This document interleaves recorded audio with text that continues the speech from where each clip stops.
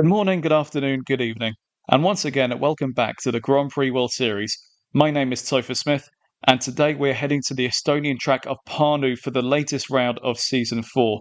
Heading into the League 2 race today, at the top of the driver standings is Tomoki Najiri, the Japanese driver, on 93 points, 9 ahead of his nearest rival Callum Ilott in the Carlin. Alex Palou third in the Ram on 84 points, the long-time championship leader of League 2, has now fallen down to third, and he'll be looking to make up that deficit in the remaining rounds of the season. Jake Dennis is fourth in the Andretti, equal on points with Rio Hirakawa. Nick de Vries sixth in the second Andretti on 60, ahead of Kimi Antonelli, Stoffel Van Dorn, Matt Campbell, and Nick Cassidy rounding out the top 10 in the Dome. As far as the teams are concerned, it's so close in this one. Carlin leads the way on 147.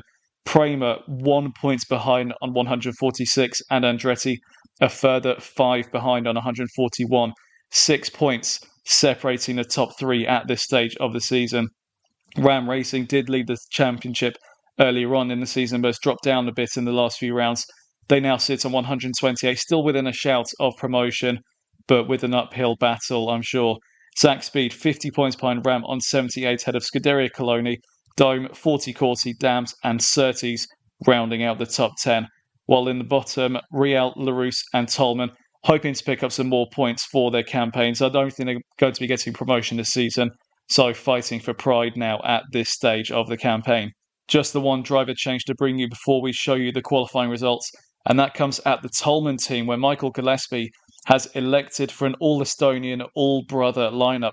Dennis Hauger has been benched in favour of Ralph Aron, who will make his Grand Prix World Series debut today, alongside his brother Paul. Will this all-brother, all-Estonian lineup at their home race bring Michael Gillespie some luck today? We'll wait to see how they get on in the race. But how did they qualify? Let's find out as we go through the qualifying results. And it is a familiar sight at the front, as Dome locks out the front row with Ritomo Miata on pole position, ahead of Nick Cassidy. Tomoki Najiri, our championship leader, is third, ahead of Nick de Vries. Rio Hirakawa fifth in the lead Carlin, ahead of Jake Dennis. Stoffel Van Dorn seventh in the Zach Speed, ahead of Callum Ilott. And Jess Hawkins putting in a great performance in the Surtees to get herself into the top 10, ahead of Louis Foster in the second Prema. 11th goes the way of Zach O'Sullivan in the 40 Corsi, ahead of Colton Herter and Alexander Rossi, 2 Americans together on the grid. Alex Palou, one of our championship contenders, continuing his poor qualifying form at the moment, and he will line up 14th today, ahead of Sarah Moore and Luke Browning, 2 Brits in 15th and 16th. Matteo Caroli, Toby Sari, Pato Ward, and Abby Pulling round out the top 20, while at the back of the grid, Kimi Antonelli, Maximilian Gunter, Ralph Aron on his debut in 23rd, then Jack Doohan, Paul Aron, and Robin Freund starting at the back, having picked up a back of the grid penalty last time out in Istanbul. Where we're looking forward to seeing what Estonia will bring to the Grand Prix World Series. Its first time on the calendar. How is this going to go? How much action will there be? There is only one way to find out, and that will be with the voice of our regular commentator, Tom Cairns. Tom, take it away. An all-dome front row, but they've had little success so far this season, still yet to pick up a win.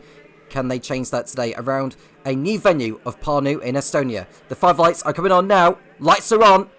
Lights are off. And Miata gets away well ahead of Cassie, who looks to have the inside line for the left-hander of turn number 1. But it's Miata who is able to lead out of the first corner ahead of his teammate, with Nick de Vries in third position being overtaken by the Prema of Tomoki Najiri into turn 2. The Domes are still going side by side. Cassidy round the outside of Miata, and Cassidy takes the lead of the race as they come towards the first sector ending as they go around the infield of this course. So Cassidy leads, Miata second, it's de Vries, Najiri, Dennis, Ilott, Hirakawa, Foster, Van Dorn and Hawkins inside the top 10 as they all make their way down one of the long back straights. There is a kink, but the drivers treat it like it is a long straight. And now we're seeing Jake Dennis, who's looking to make a move on the Prema of Tomoki Najiri, and he makes it in Andretti 3 and 4 behind his teammate Nick de Vries. So it's Dome, Andretti, and it's Najiri in the Prema in 5th, ahead of Ilott in the Carling in 6th. Through the slalom chicane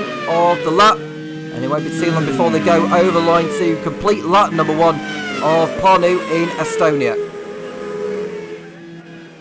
So no dramas just yet, but we've seen Miata go back through on Cassidy into the lead again. And we expect this course to be quite an overtaking course. And we are going to see a lot of changes for position throughout the course of 62 laps. So there's probably going to be times where I'm going to miss particular overtakes happening, because unlike some circuits, Parnu is certainly a track where you're going to see a lot of overtakes. But I think the fact we are going to see drivers on different strategies to each other, there's going to be a lot of overtaking happening. Luke Brown in the pits already for 40. He's obviously had some contact, so he's picked up an issue somewhere around the opening lap of the course, and he's finding himself at the back at the pack. Hopefully won't go a lap down by the time the field get round. Right on board with Alex Blue, who has dipped in form, no longer the championship leader. That's in the reins of Tom Cairns, as we see the other ram of Jack Doohan go off the track, and he's broken his front wing after contact with someone, I believe.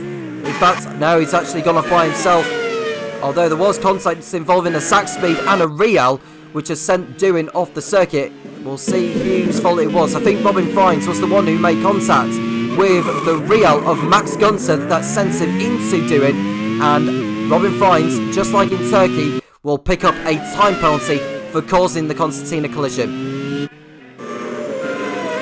With a new fast stop of the race, and it's a 30-second time penalty for Robin Fines for causing a collision and gaining the position as a consequence. And he'll get a back of the grid job for the next round at Anstott. And we've seen De Vries go for an overtake on Cassidy, who's lost second place to Jake Dennis. So we've seen Miata go through on Dennis on the inside into turn one. Dennis ran out wide, held up De Vries as a consequence, but he's able to keep the car on the circuit. Jack Doohan will be in the pits at the end of lap 2 for a new front wing.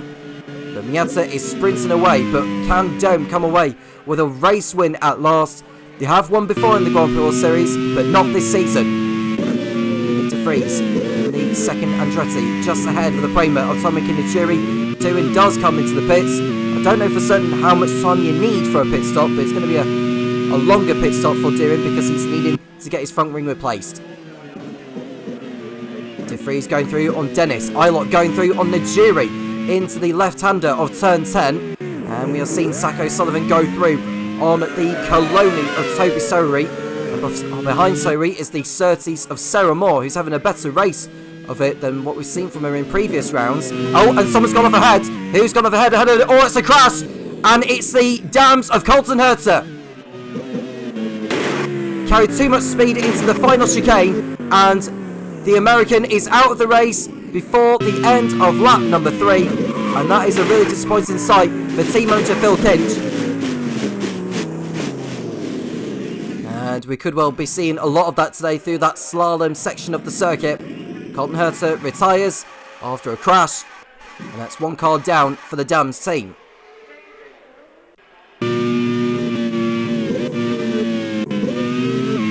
Cassidy in second place in the Dome. Quite a bit clear now of Jake Dennis. He's given his teammate a bit of a buffer over the others. Miata could well be doing the 2-stop in this race, whereas some will be looking to do the 1.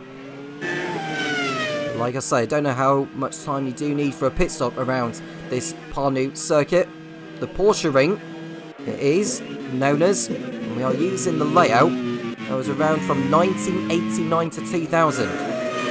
Van Don going through on Hirakawa for 8th place in the Sack Speed. He's having a better race of it than his Dutch teammate Robin Fines. Kimi Antonelli barging his way through on the inside of the Real of what looked like Max Gunter, who was also in a fight with Robin Fines. Now, did Fines get through cleanly? I think he did this time around. But Antonelli did not quite do so. He was on the inside. I think Gunter was always going to lose out on that occasion, so I wouldn't expect Antonelli to pick up any form of penalty this time around, and no further action is taken from race control. Jake Dennis in 3rd place, race winner, last time out in Istanbul. He's given him some form of chance in the championship, considering that Ilott only came away with the pole position point. Hirakawa didn't score. It's looking very close in the team's championship between Carlin, Andretti and Prema. Ram have really gone off form in recent rounds. And the chances of promotion are slipping further and further away, never mind the team's championship. And we see Ilott going through on the jury for 5th position. They are continuing to swap places, and we are also seeing Jess Hawkins going through on Topher van Dorn now for 9th place. Hawkins has been one of the surprises of the season so far, and she's continuing to go from strength to strength. She picks up her best results so far of 6th last time out in Turkey. And we see Alex Below running wide at the chicane and takes out the Real of Alexander Rossi, who gets tagged by another car, and he's come out into the path of his teammate Max Gunther, who also causes mayhem behind.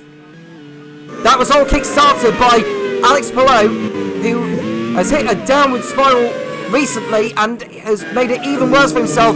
Rossi gets hit by the Coloni of Kimi Antonelli and then takes out the other Real of Max Gunther. Now, I wonder who's retired from all that. If anyone has retired from it, then it's certain that Pelot is going to pick up a disqualification from this race and a race ban next time out in understop. And there is the other Coloni there of, I think it was Kimi Antonelli who was taken out, but we'll see what the stewards say on that. It was a very, very nasty collision, and Alex Pelot has picked up a 10-second time penalty for causing the collision as a consequence of him rejoining the track unsafely. Paul Aron into the pits with a problem, but at least he's still going in this race. Just the one retirement so far, Colton Herter that is. I have to say, Pelot is very, very lucky to still in this race at all. There is the 40 going through.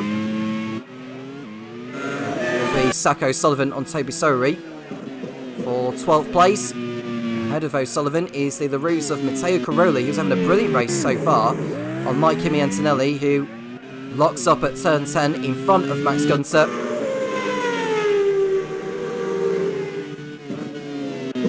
I wonder if there'll be a few words between the team managers afterwards, because I can imagine that Ed Hunter, who's seen both cars involved in that concertina with Alex Pelot and Kimi Antonelli, may have something to say on that.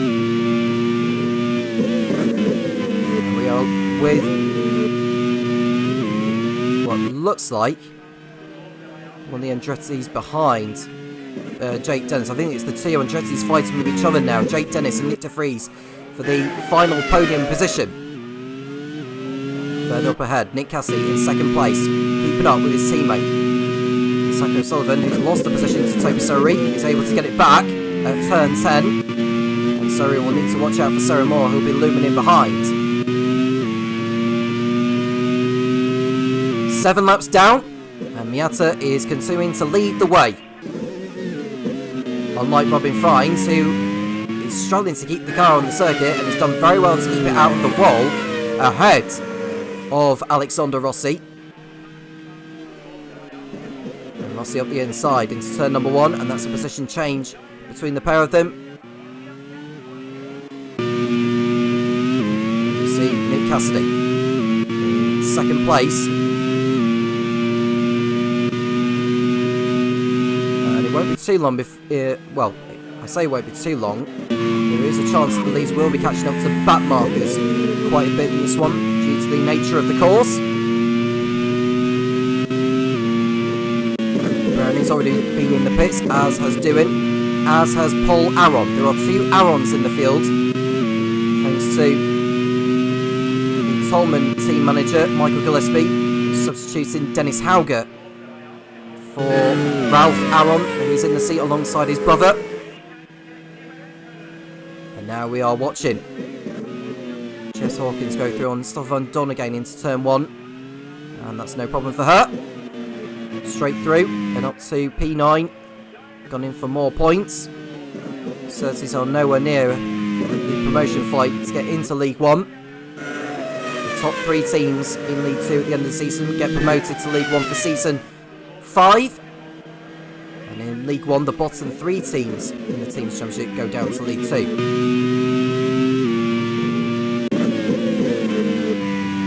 And on board with Alexander Rossi, who's behind Alex Pelot, who's had a race to forget so far.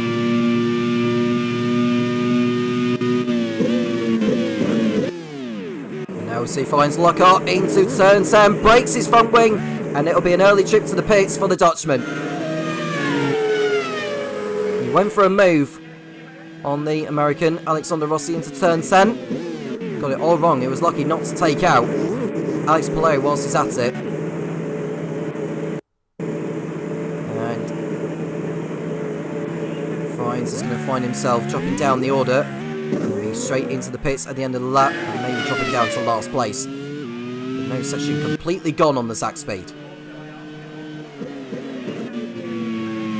Here is Miata. Yet to win in the Grand Prix World Series. This is his 10th race. Here we see Jack Doohan going through on the Ram of Paul Aron for what will be 24th position. De Vries in 3rd place over a second clear of his teammate Jake Dennis. Dome 1-2 and an Andretti 3-4. And we see Paul Aron coming back at Jack Doohan into turn 1. And Robin Fines will drop to last position behind the race leader as well now. And Hawkins going for it again on Van Dorn into turn 1. She is through into 9th position again.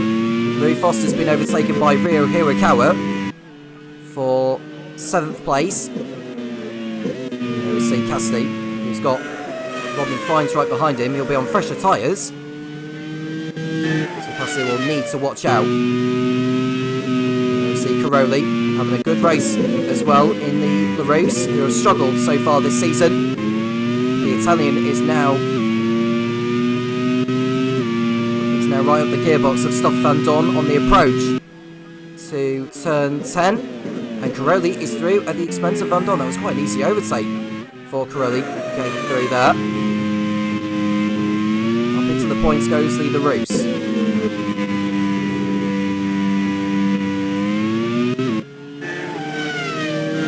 The battle continuing to rage on. Caroli and Van Dorn dicing it out for the final point. Goes Van Dorn. He should have it done by turn 2 here, and he does so before they even got to the apex. Here's Cassidy, 5 seconds clear over De Vries. We'll have Robin Fines all over the back of him in a moment, because Fines, as I've already mentioned, will be on fresher tyres to the Kiwi.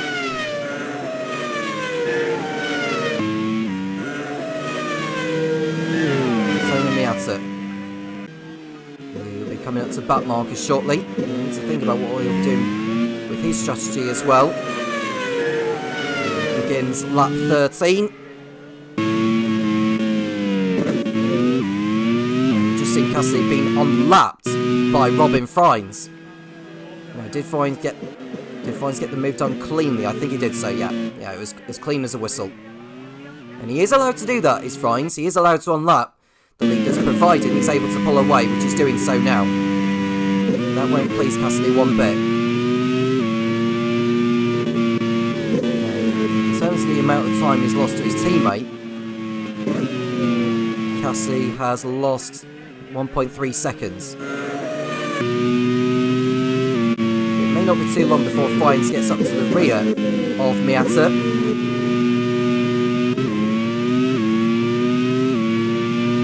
With Tommy Kinajiri, the championship leader, in 5th place, ahead of Callum Ilott. And we see an overtake now from Najiri on the inside of Jake Dennis into turn 10. And that's a brilliant overtake from the Japanese driver, whose season continues to go from strength to strength. And he's made his way through. And we've just seen Fines being unlapped by the dome of... Well, he's been lapped again by Nick Cassidy. And I wonder if he's run wide again at the slalom chicane. He did run wide, and very nearly... Well, it was a good job he had that gap in front of him, or behind him, because otherwise he could have taken Cassidy with him. But Fines is able to continue on going. But now he's going to have to try and get back through on Cassidy in the near future. Here's Miata in P1.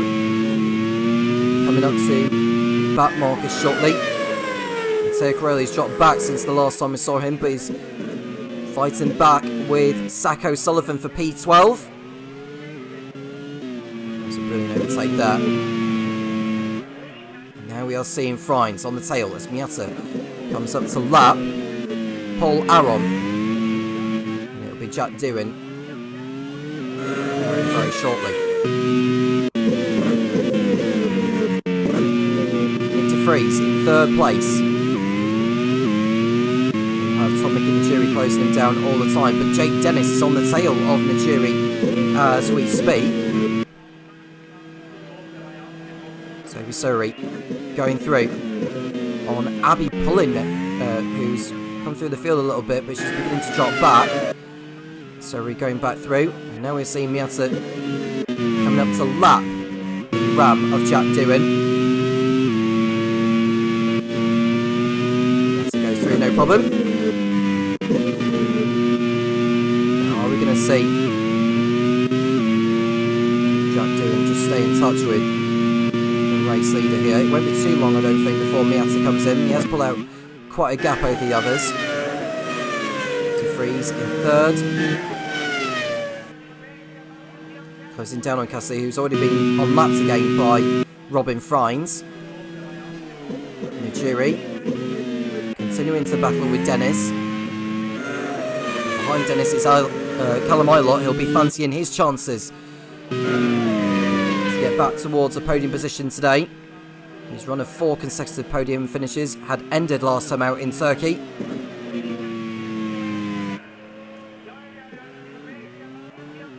Paul Aron, 24th place. Just the one retirement so far. Colton Herter crashing out towards the end of the lap at the chicane, and we nearly had retirements involving Alex Palou, Max Gunter, Alexander Rossi and Kimi Antonelli, but amazingly all of them were able to continue. But Palou did pick up a 10-second time penalty for the unsafe rejoin. Surprised he maybe didn't pick up anything more than that, because that so nearly could have been a very nasty accident. And Robin Frines has picked up a 30-second time penalty for causing a collision with Max Gunter and Jack Doohan, of which he gained positions from. Dennis getting through on Ilott there. I think he was overtaken not too long ago, but he's got back through again as the Brit on his compatriot. There is Rossi being overtaken by Kimi Antonelli. Alex Palou behind him, and also is Ralph Aron. He's making his debut today. Tolman have had little to celebrate, but they did pick up a couple of points last time out in Istanbul. Paul Aron picking up his first Grand Prix World Series points. There you can see Cassidy dropping back from Frines. He's nearly 10 seconds off the lead. Here's the Kiwi. Caroli comes into the pits for his first stop. Now, are we going to be seeing more of those coming in for scheduled stops, the 2 stoppers?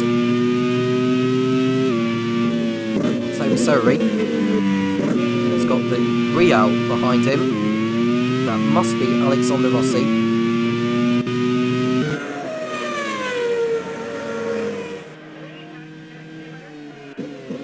And there goes Rossi on the Coloni.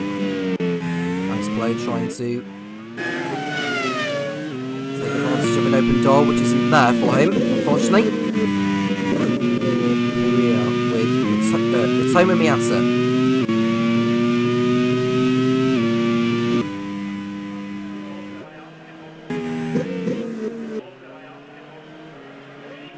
Miata's failed to finish in the last 5 races.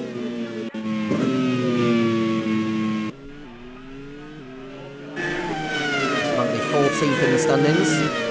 He's taken a pole position and the fastest lap. His last finish came in round 4, which will have been in Zolder. There is Miata putting a lap on Matteo Caroli, who's already been in for a stop.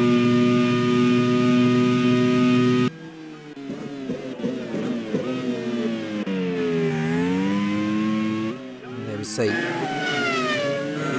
Antonelli under attack. And Miata, who's got Caroli right behind, who will be on fresher tyres to the dome. Get into the slipstream. I'll say that. Sori going back through on his teammate, Kimi Antonelli. Sori has already pitted. They're having a strong race. He's been better, actually, has Sori, since he was banned for taking out another driver in the Dijon Burgoyne round. And now we are seeing Ritomo Miata come in for his first pit stop of 2. And that should allow Nick Cassidy to go into the lead of the race. And this will be a chance for us to find how much time you actually need for a pit stop round here. I would say probably at least 25 seconds, but we'll see. Now, Miata was run about 12 seconds ahead of Cassidy. And then we can just see Antonelli being overtaken by Ralph Aron. And there's Cassidy into the lead now. Miata has come back out in 9th position. Van Dorn coming into the pits for Zach Speed. We'll get an idea as to how much time you actually need for a pit stop. Zach O'Sullivan coming in, as is Pato O'Ward. But I want to see what the gap is between Cassidy and Miata so I can work out the gap. I would probably say you need at least 31 seconds for a pit stop round this Porsche ring of Parnu.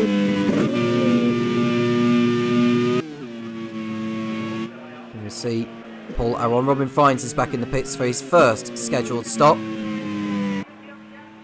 They're on lap 21. This race is going very, very quickly. You just see Cassidy lapping Paul Aron, and we see De Vries a few car lengths back, looking to get within touching distance of the dome. De Vries has already won this season in Hikara Pagua.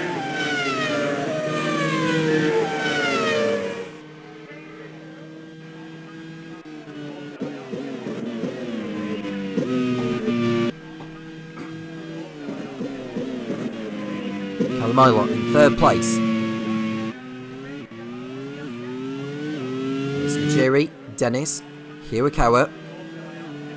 Louis Foster is another 3.5 seconds back from the Carlin. Jess Hawkins still going strong. So Miata will be coming up behind her. He's got another couple of seconds to make up first. But Ilot's in. That releases Dennis and Hirakawa. But Hirakawa going through on Dennis into turn 1. And that move was coming all along. Jess Hawkins coming into the pits also for Surtees.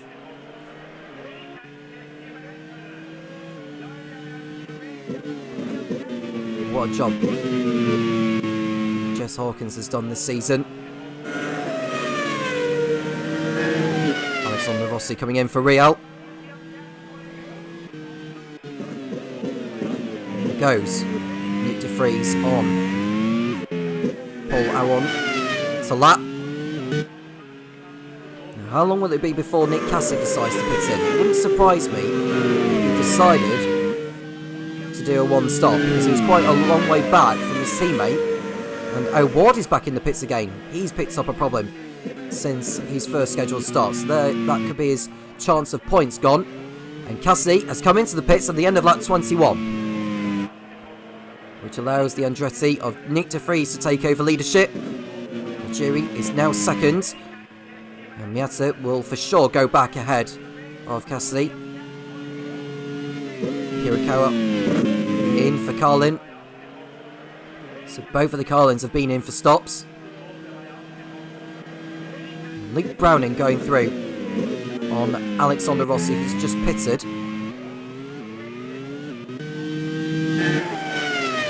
Tomoki Najiri in P2. Kimi Antonelli, I think, has just come into the pits for Coloni, as has Ralph Aron.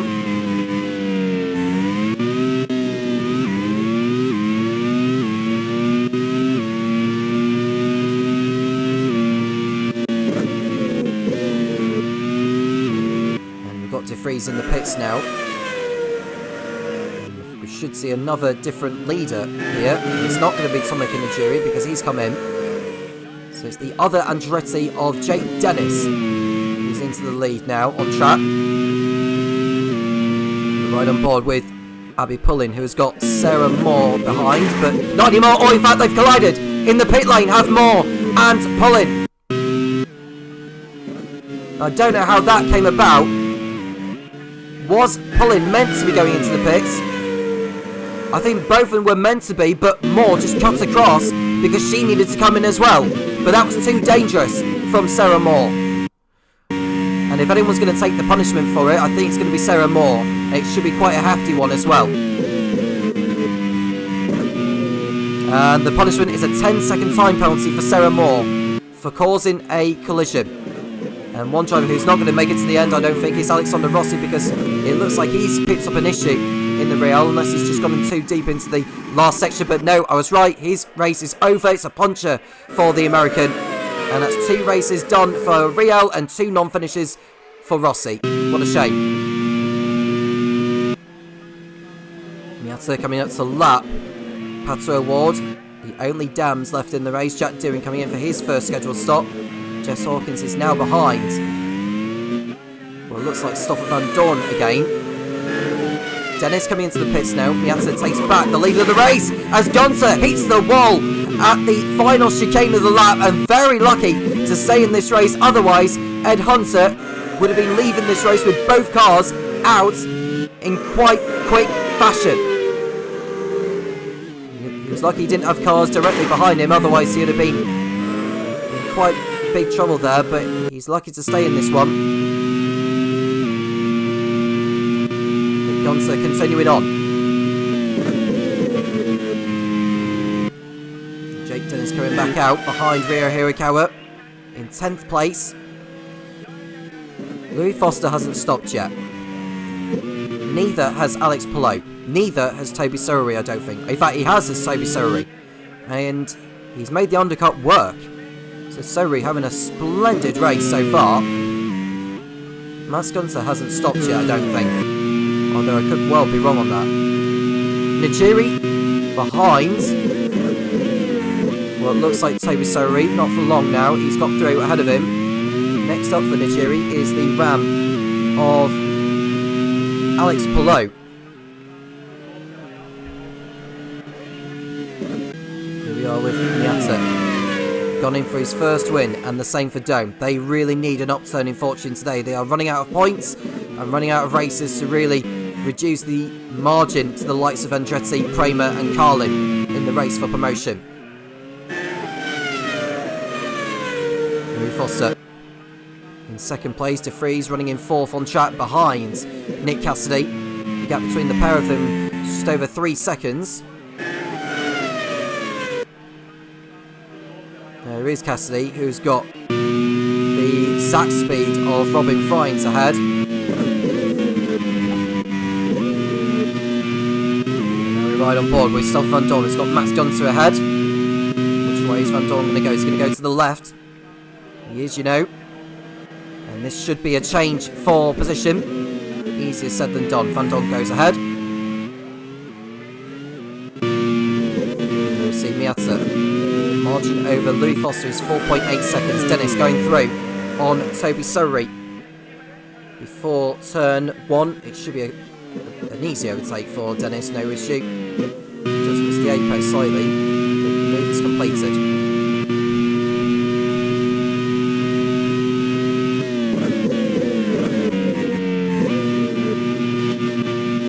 Miata leads with Foster in P2 going well so far today.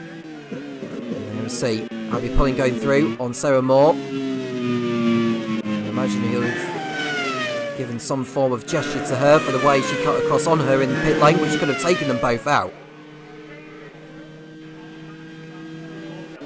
Had Moore taken Pullen out, she would have been given a race ban. They continue on. You see Palou, who's fending off Rio Hirakawa for all he can.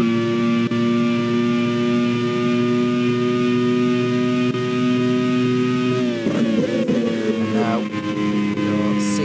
change for position further up ahead. And Chiri's gone through on Alex Palou. Well, in fact, Nigeria's already ahead of Palou. I was just looking to see where the change actually happened. Dennis is through on Hirakawa into turn 1 for 8th place.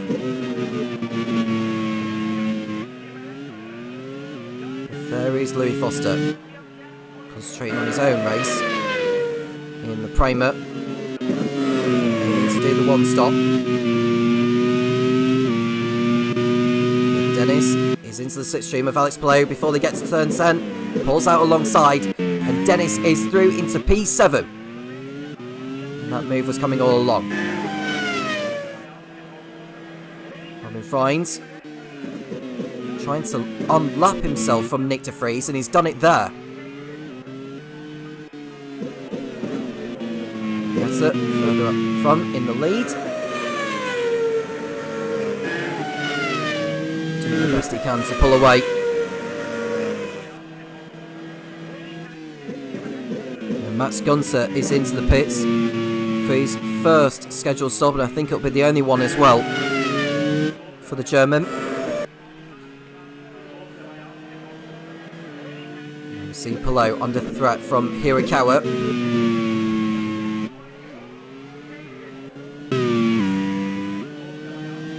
One-stop strategy is going to be the only way that Palou's going to score points in Estonia.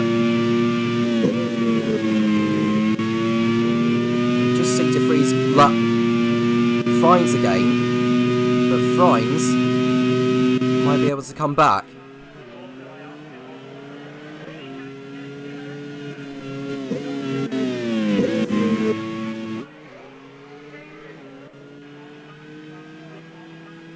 And there's an engine problem for the Coloni, who unbelievably is able to get back to the pits. That's Toby Surrey.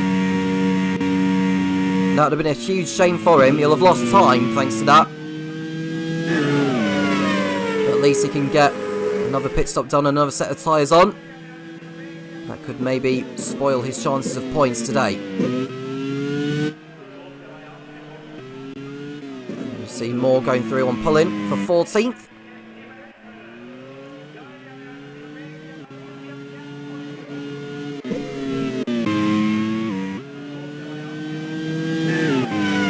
See Louis Foster in the pits now for his only stop of the race at the end of lap number 30. And that allows Cassidy to go through into second position. De Vries not too far back, and neither is Callum Ilott. There is Miata.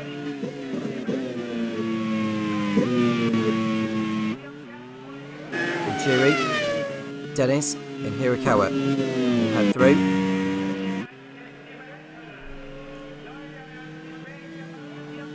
Hawkins and Van Dorn.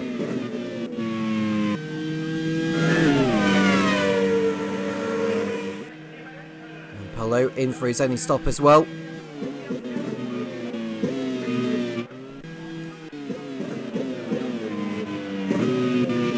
Vries in P3. Nicely done so far by the Andretti man.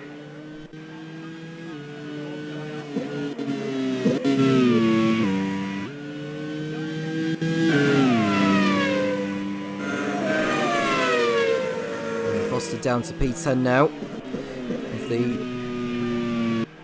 If the race result remains as it is, Nigeri will stay in the lead. He'll be on 103 points. Ilott will move on to 96. Alex Palou is outside the top 10 now, wouldn't be adding to his score. Jake Dennis will go on to 71. Hirakawa to 69, and De Vries in third place, moving on to 75. And Ratomo Miata, who's on course for a maximum score today, will move on to 55 points. So Nigeri will still lead the championship, but his margin will come down by a couple of points. It was 9 at the beginning of today. It'll come down to 7. Teams Championship, Dome on course for a maximum score of 45, which will put them on 111. Ram, who came into this race 4th, I'm not going to be scoring. Andretti, De Vries in 3rd, and Dennis in 6th. We give them 23 points. Put them on to 164. Prema, we've got Nigeri in 5th and Foster in 10th. That's 11 points. They go on to 157, but will fall behind Andretti, who will drop to 3rd. And Carlin, just cut away on the classification there, as Brownie comes into the pits. And we've seen Nigeri going through. Well, looks like Callum Ilott there. We'll say Ilott in 4th and Hirakawa in 7th. That would give them 18 championship points, and they would be on 165.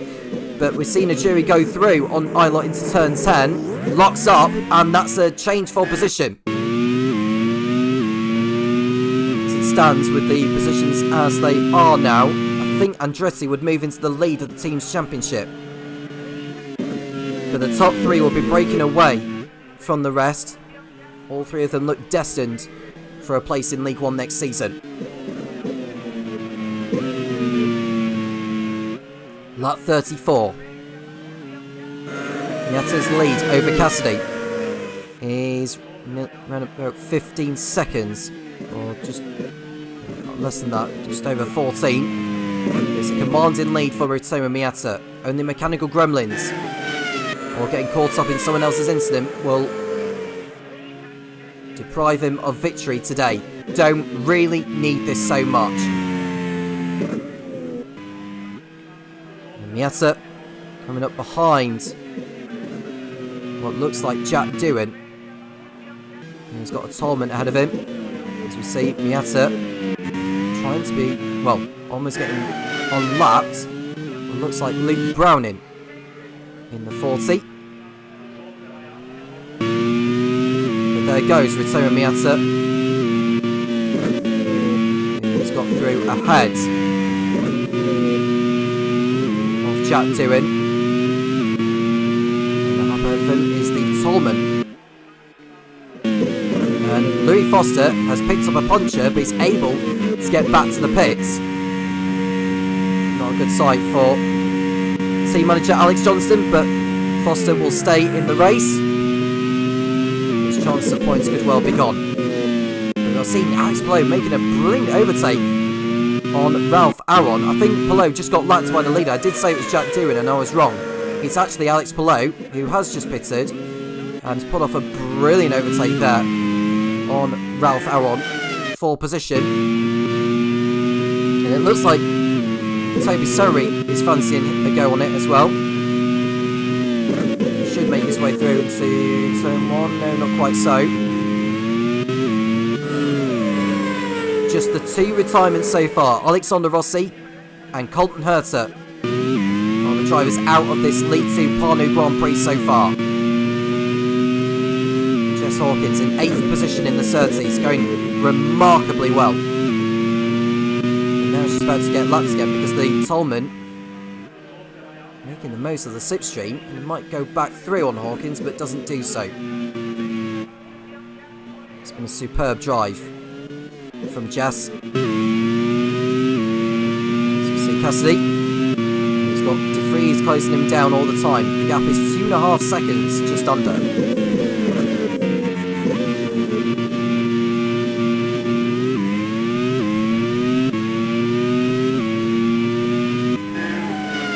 Foster in 18th place now. Make that 17th because it's gone through on Toby Surrey. Next driver ahead of Foster will be Alex Palou.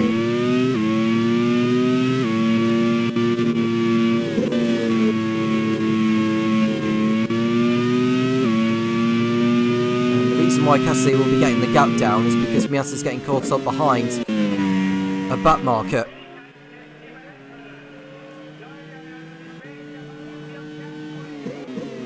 But there we see Alex Palou going through on Ralph Aron. I hope he won't have his mirrors of him in the near future.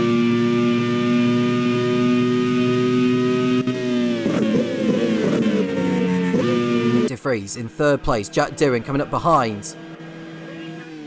Robin Friends. It's a clean overtake by the Australian. But to be fair, it has been another day to forget for Ross McGregor and for Ram. Don't really understand why they really have dipped in form so much.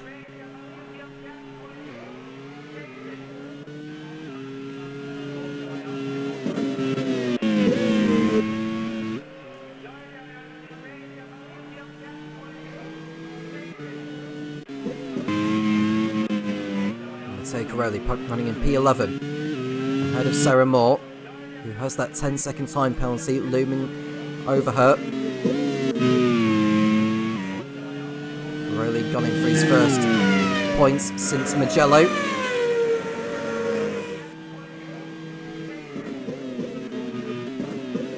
And we'll see De Vries in P3.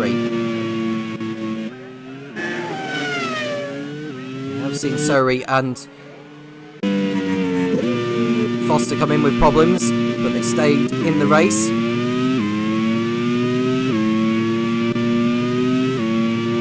see Doohan being lapped.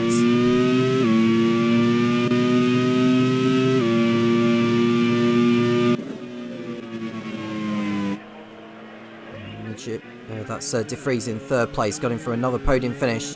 Third it was for him in Istanbul.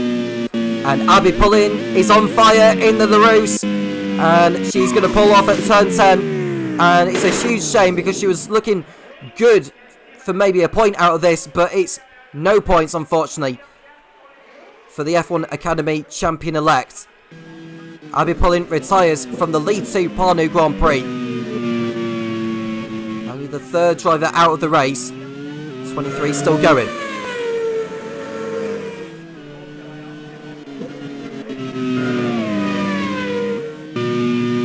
Ralph Aron being overtaken by Pato Ward now for 16th.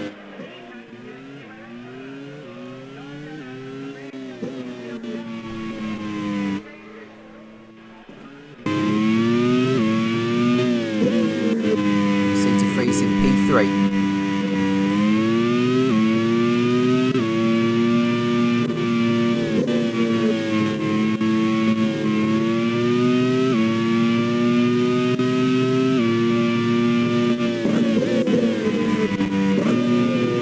Through turn number 8, and Sarah Moore running wide at the last chicane and gets away with it.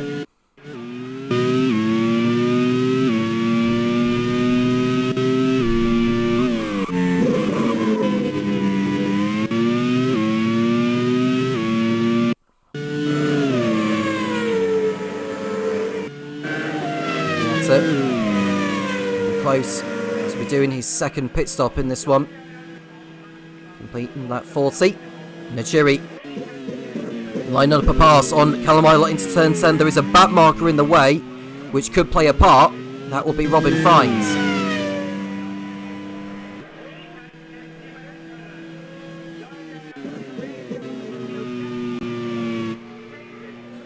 You see, De Vries in third place. Islet coming back, and Najiri who goes into the pits. I think the best that Najir will be hoping for is a 4th place finish here.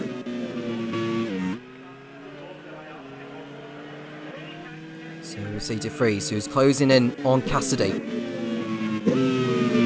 Rio Hirakawa into the pits for Carlin.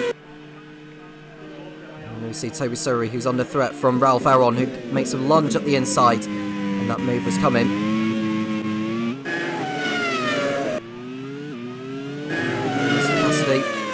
Behind the 2.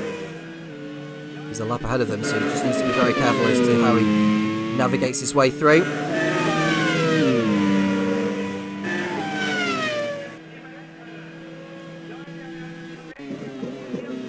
It's the final third of the race. Miata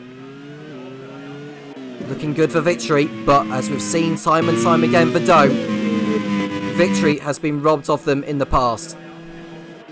We've just seen 2 drivers go into the pits for stops. I think that was Friends and... Was that Friends and Surrey? Or was it Van Dorn and Surrey? It definitely wasn't Van Dorn, because Van Dorn's still on the circuit.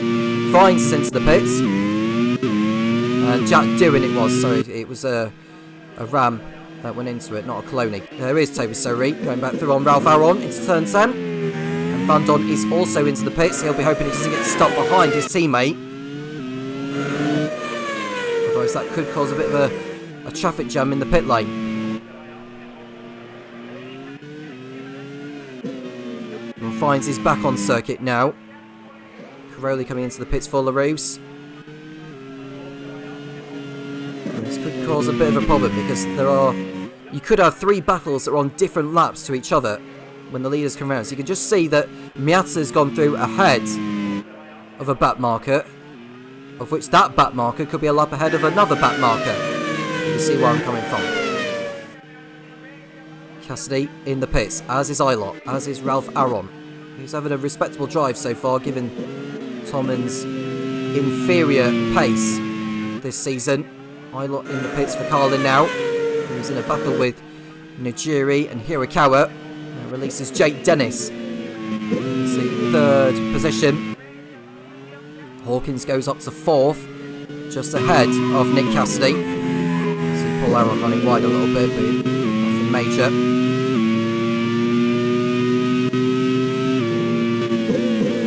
And I think Miata has come into the pits from the race lead, as has Sarah Moore. De Vries also in, but I think Miata should keep hold of the race lead by the time he comes back out.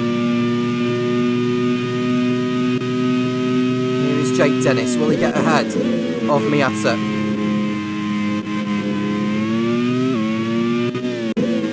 He will get ahead of Miata, but only just. I do say that you need 31 seconds at the minimum for a pit stop round this Porsche ring in Parnu. De Vries also in, along with Hawkins.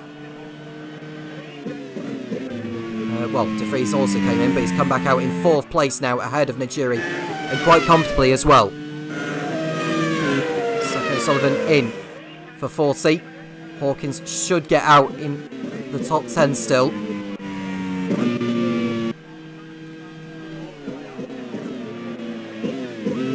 And Hawkins comes out behind Louis Foster.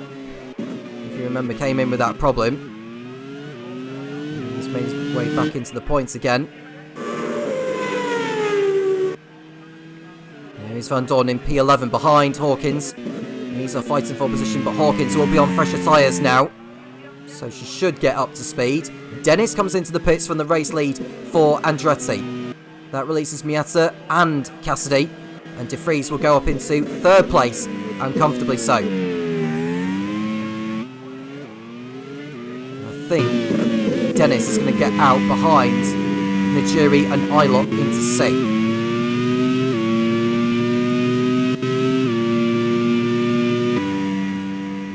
Van Dorn, who just got through on Hawkins a moment ago, is about to be overtaken again. Hawkins goes back through into the points paying position of P10. Kimi Antonelli in from P11 in the Coloni. He had a good race last time out in Istanbul, did Antonelli, but he's not having the best time of it today. O'Ward coming in yet again for Dams. He's had a day to forget, as have the French team, under the eyes of Phil Kinch. Nick De Vries, 3rd place, going after Nick Cassidy. Van Dorn and Hawkins still going at it. So we've got 2 Domes, 2 Andrettis, 2 Premas and 2 Carlins in the top 8 positions. Van Dorn running wide at the last chicane. That will give the buffer that Jess Hawkins needs. She can go after Louis Foster. Alex Palou, who's on the 1 stop, is in 11th place, ahead of Sacco Sullivan, who's just pitted. So don't be at all surprised to see a battle between those two before this race is over. Tomo Miata, 11 seconds clear over Nick Cassidy.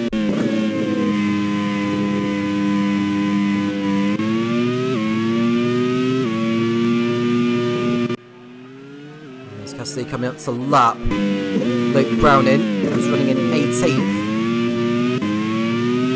He goes through, but it won't be too long before De Vries gets onto the rear of the Brit.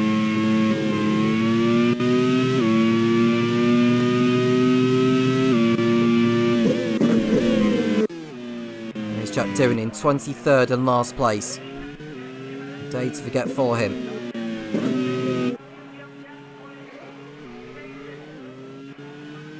Move up a position at the end of the race because Robin Fines does have that 30-second time penalty which we'll need to serve.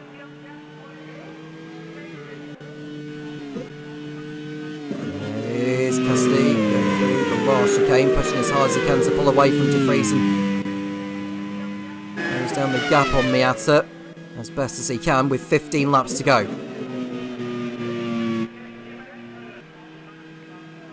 Jess Hawkins, line up a move on Louis Foster into turn 10. And a brilliant race for Jess Hawkins, goes from strength to strength. She is through into 8th place. And what a remarkable sight it is for team manager Jake Sanson to see her performing so well. Now, Jess has finished in the points on 5 occasions from 9 races so far this year. So far this season. About to make it 6 from 10 with the way things are going for her. She won't catch Hirakawa. She can just pull away from Foster. That could be all watching it. In fact, we've got a pit stop happening, and it's Rituru Miata from the race lead who's picked up an electrical problem. Disaster for the Dome team. Rituru Miata has come into the pits with a problem, and there goes his chances of his first Grand Prix World Series victory. Cassidy's into the lead, De Vries is second, and Tommy Kinajiri should go up into 3rd place. But what rotten luck for Itomo Miata, dominated from start up until this point, and he's pitted in with an electrical problem. He'll stay in the race, but his chances of victory are gone. Come out in 5th position as the Japanese. And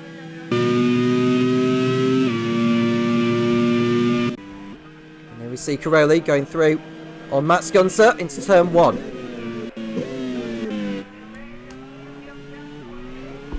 De Vries is continuing on his way in the Andretti. He'll be thinking about wanting to go for a victory here now. Ward fighting it out with Browning for 18th position. Now, can Miata get the hammer down on fresher tyres? I mean, he's in 5th place ahead of Jake Dennis comfortably. He's less than a second behind Ilott, so I'd expect Miata to get through on Ilott and Najiri into P3.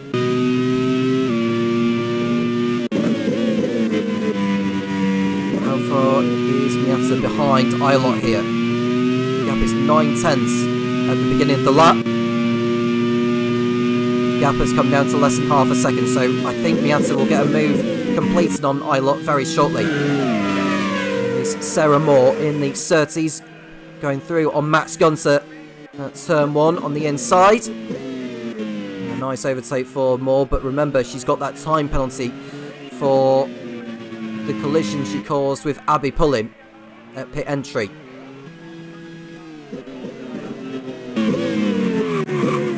Right on board with Alex Below, who locks up into turn number 8. Miata's got through on Ilott, for your information. He's doing to 4th position. Although Ilott's fighting back on Miata, I think he was able to get back through ahead of him into turn 1. Cassidy hopes that the same fortune for Miata doesn't strike him in the closing stages. Now Miata is stuck behind Ilott for position. He just wants to make sure he gets that 4th place done and dusted, and then he can go after Najiri very, very quickly, but he has to pull out and pop back in again. Now he's into the slipstream. On the inside goes Miata on Ilott, and Miata is through into 4th position, and he can start closing in on Najiri very, very swiftly. And Hirakawa coming up to lap Robin Frines.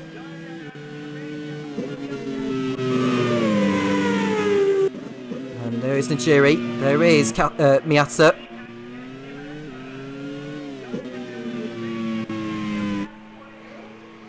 Miata could get... Oh, there's Antone's front wing gone.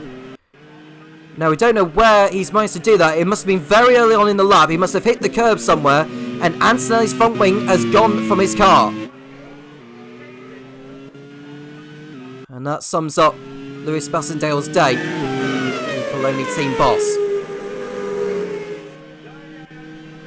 Cassidy goes through. He'll have lost a little bit of time being stuck behind the Italian. Nick Cassidy, who's a little over 10 laps away from victory, as we see Miata up the inside of his compatriot Tomoki Najiri for third position here. He won't have time to catch Nick de Vries, but at least this is damage limitation now for Miata and for the Dome team boss David Youngs.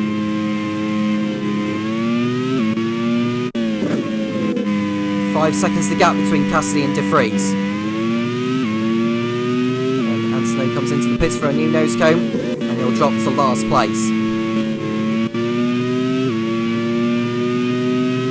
If he's lucky, Anthony might try and go for a fastest lap if he's feeling it. And there's Louis Foster, who is under threat from Stoffel van Dorn into turn 1. And there goes Van Dorn the inside of Foster. That's another point gone for the Prema team. Foster is comfortably ahead of Sacco Sullivan, as we see Ria Hirakawa. And there's an engine problem up ahead of the Carlin, and it's Jake Dennis in the Andretti. The race winner in Istanbul is not going to finish today unless he can get that car back to the pits.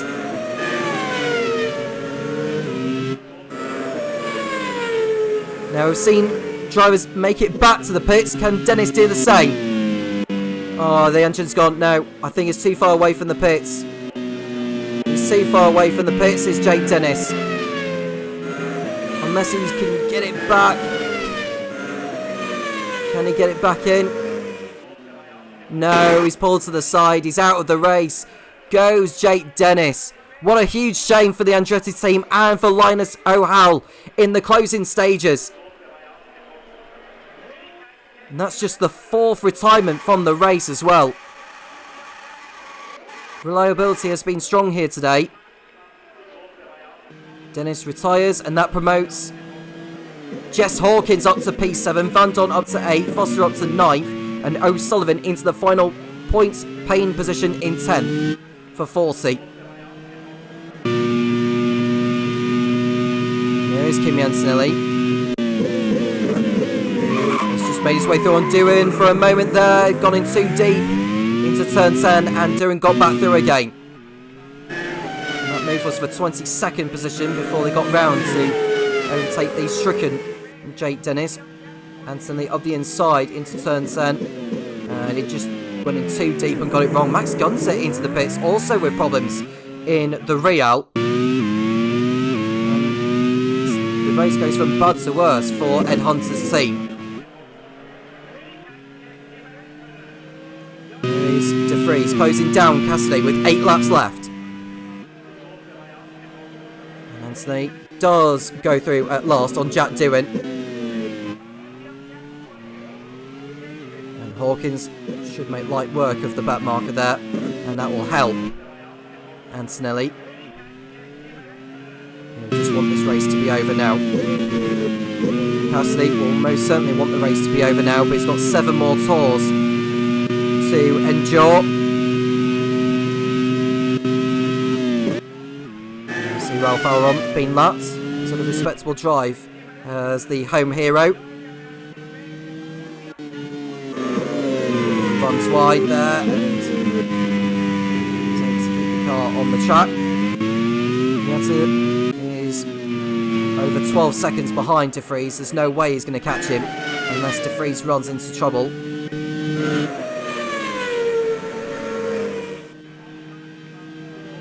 We see Sarah Moore behind Matteo Caroli now, and she goes up to 13th.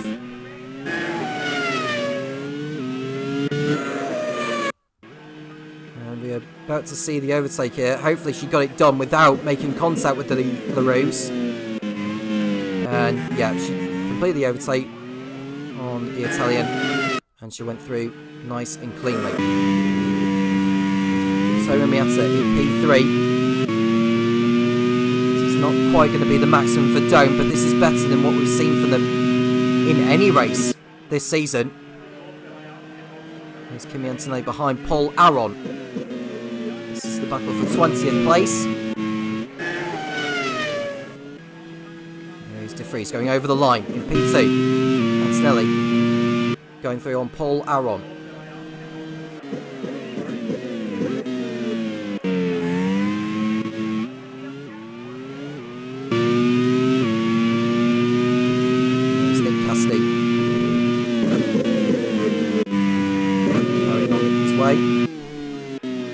Jury running in 5th behind Ilott.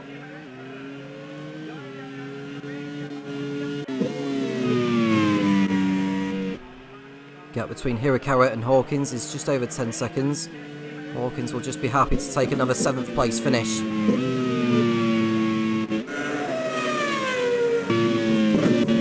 see Cassidy continuing on his way towards his first Grand Prix World Series win. Another winner to add this season.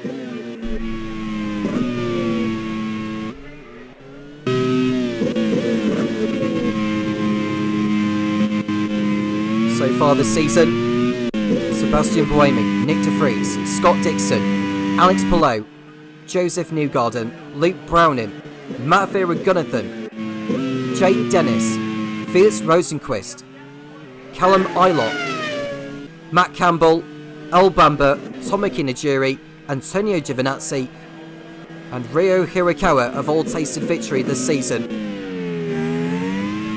You see Sarah Moore going through on Toby Surrey for P12 on track.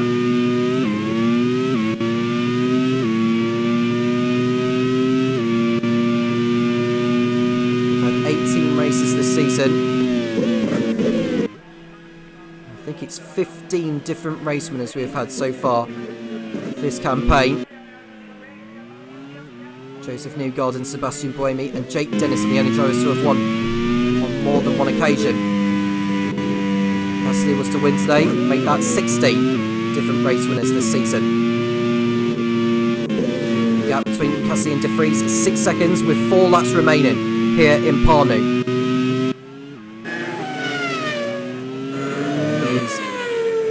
Being lapped by Stoffel van Dorn.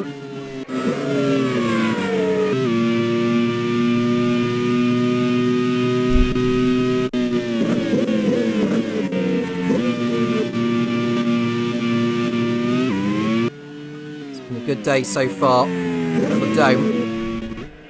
They don't want to throw away anything now. Up on the pit wall ready to celebrate, but they've been in this situation before when Nick Cassidy pulled out on the last lap whilst in the lead at Dijon-Bourgogne. Surely today cannot repeat that. Need to freeze. Race winner this season at Hikawa Pagua. We'll see Louis Foster going for an overtake on Stoffel van Dorn, making the most of the back marker, and that is him through into 8th position. Unless Van Dorn has got anything to respond, that should be 8th place sealed for Louis Foster here today. And Sarah Moore being overtaken back by Toby Surrey, and Caroli, Moore and Surrey better watch out for Nick Cassidy coming through because he's the leader. Van Dorn put a lap on Jack Doohan. And Zach O'Sullivan going into turn 2. Just wanted to get that championship point for Dave Goddard's team. Nick Cassidy has started the penultimate lap of the race. De Vries is less than 10 seconds clear over Ritomo Miata. Van Dorn fighting back on Louis Foster at the same corner, and the sack speed goes back through again. Brilliant race in between those two, even with a few laps remaining. As Cassidy puts a lap on Toby Surrey, and that might open the door for Sarah Moore to get through on the inside. She's through at last, but don't expect that to be the last of it between those three fighting for P12. Alex Palou is the last driver on the lead lap. So even with the penalty for Alex Palou, he would keep hold of P11. Because Sarah Moore and those behind are a lap down, and he isn't. Nick Cassidy has started the last lap of the race. We've seen a battle between Moore, Surrey and Caroli again. And Cassidy has not put a foot wrong. He'll feel sorry for Ritomo Miata with the electrical issues that have forced him to come in. But he knows that Miata will have more days where he'll pick up a race win. Cassidy's already had his fair share of bad luck this season. None more than what happened at Dijon-Bourgogne. But today, Dome have finally turned up. Both cars at the front, no problems apart from the electrical issue for Miata.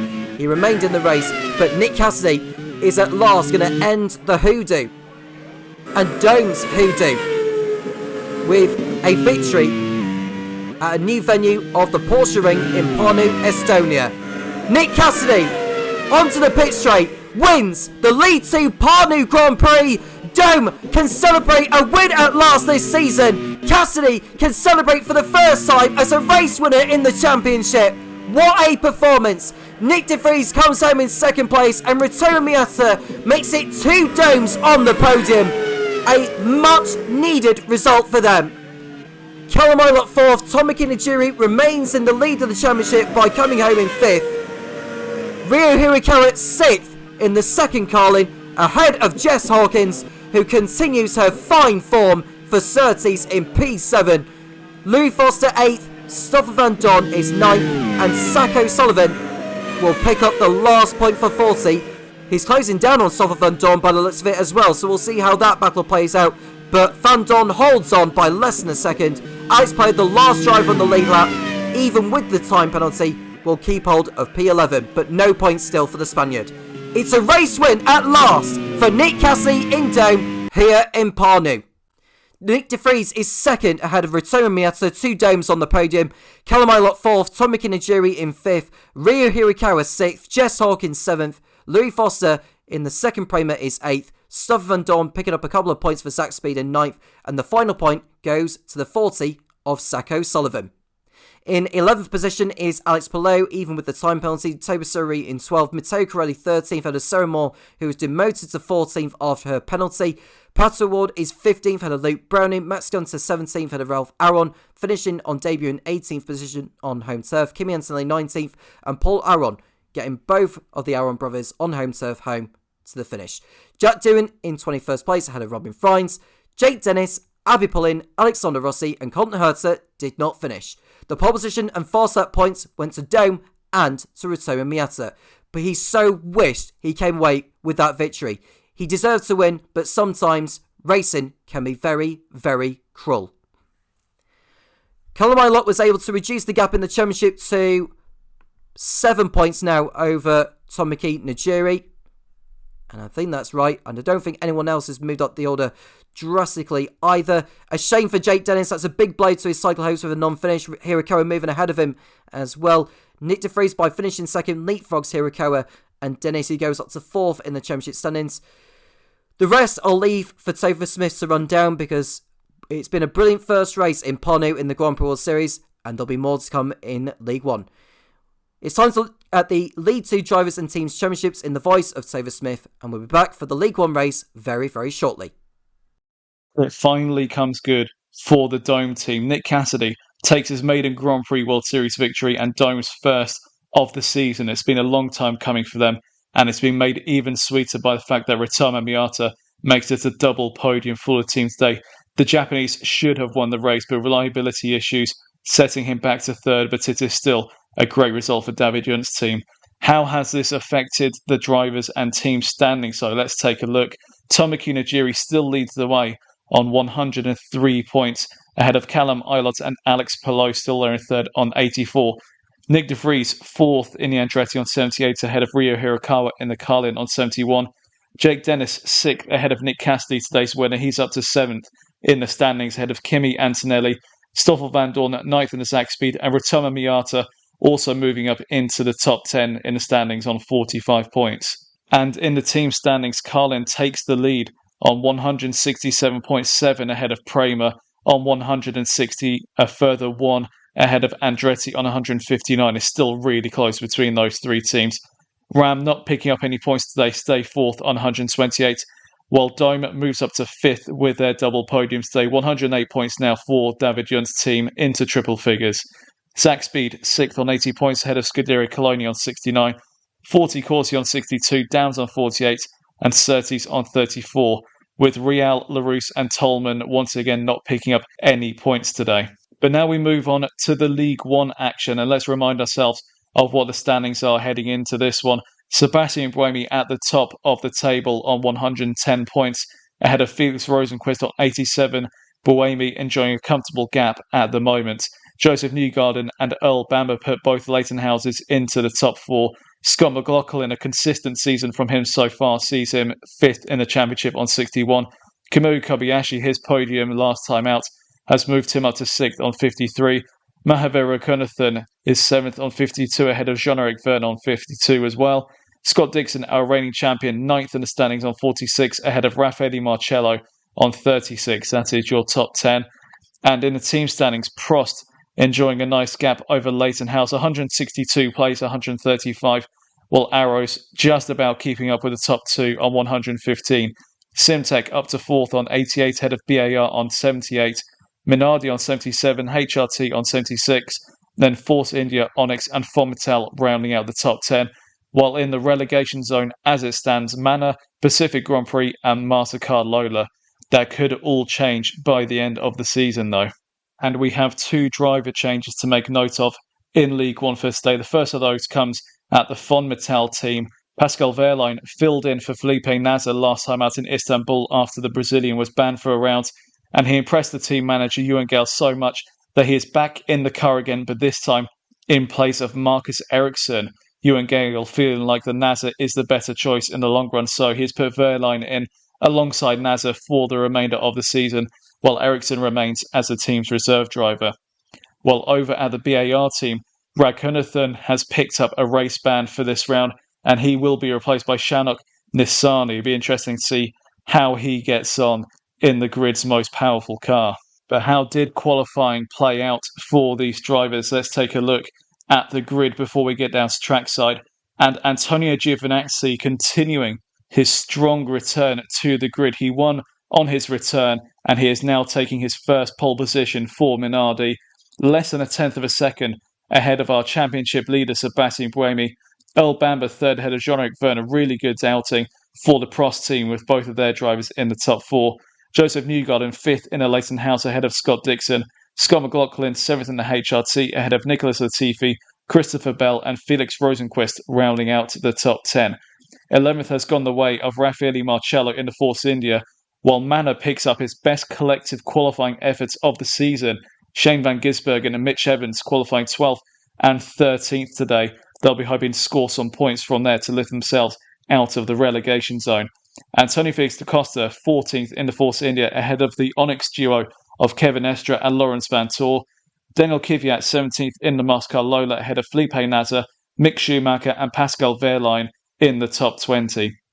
21st will be Pietro Fittipaldi in the Pacific Grand Prix ahead of Kyle Kirkwood.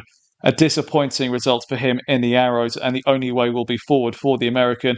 While nearer the back, Kamui Kobayashi, Oliver Behrman, Brendan Hartley and Shanok Nisani couldn't make the most of the powerful BAR, and he lapped over 3 seconds off the pace of Giovinazzi.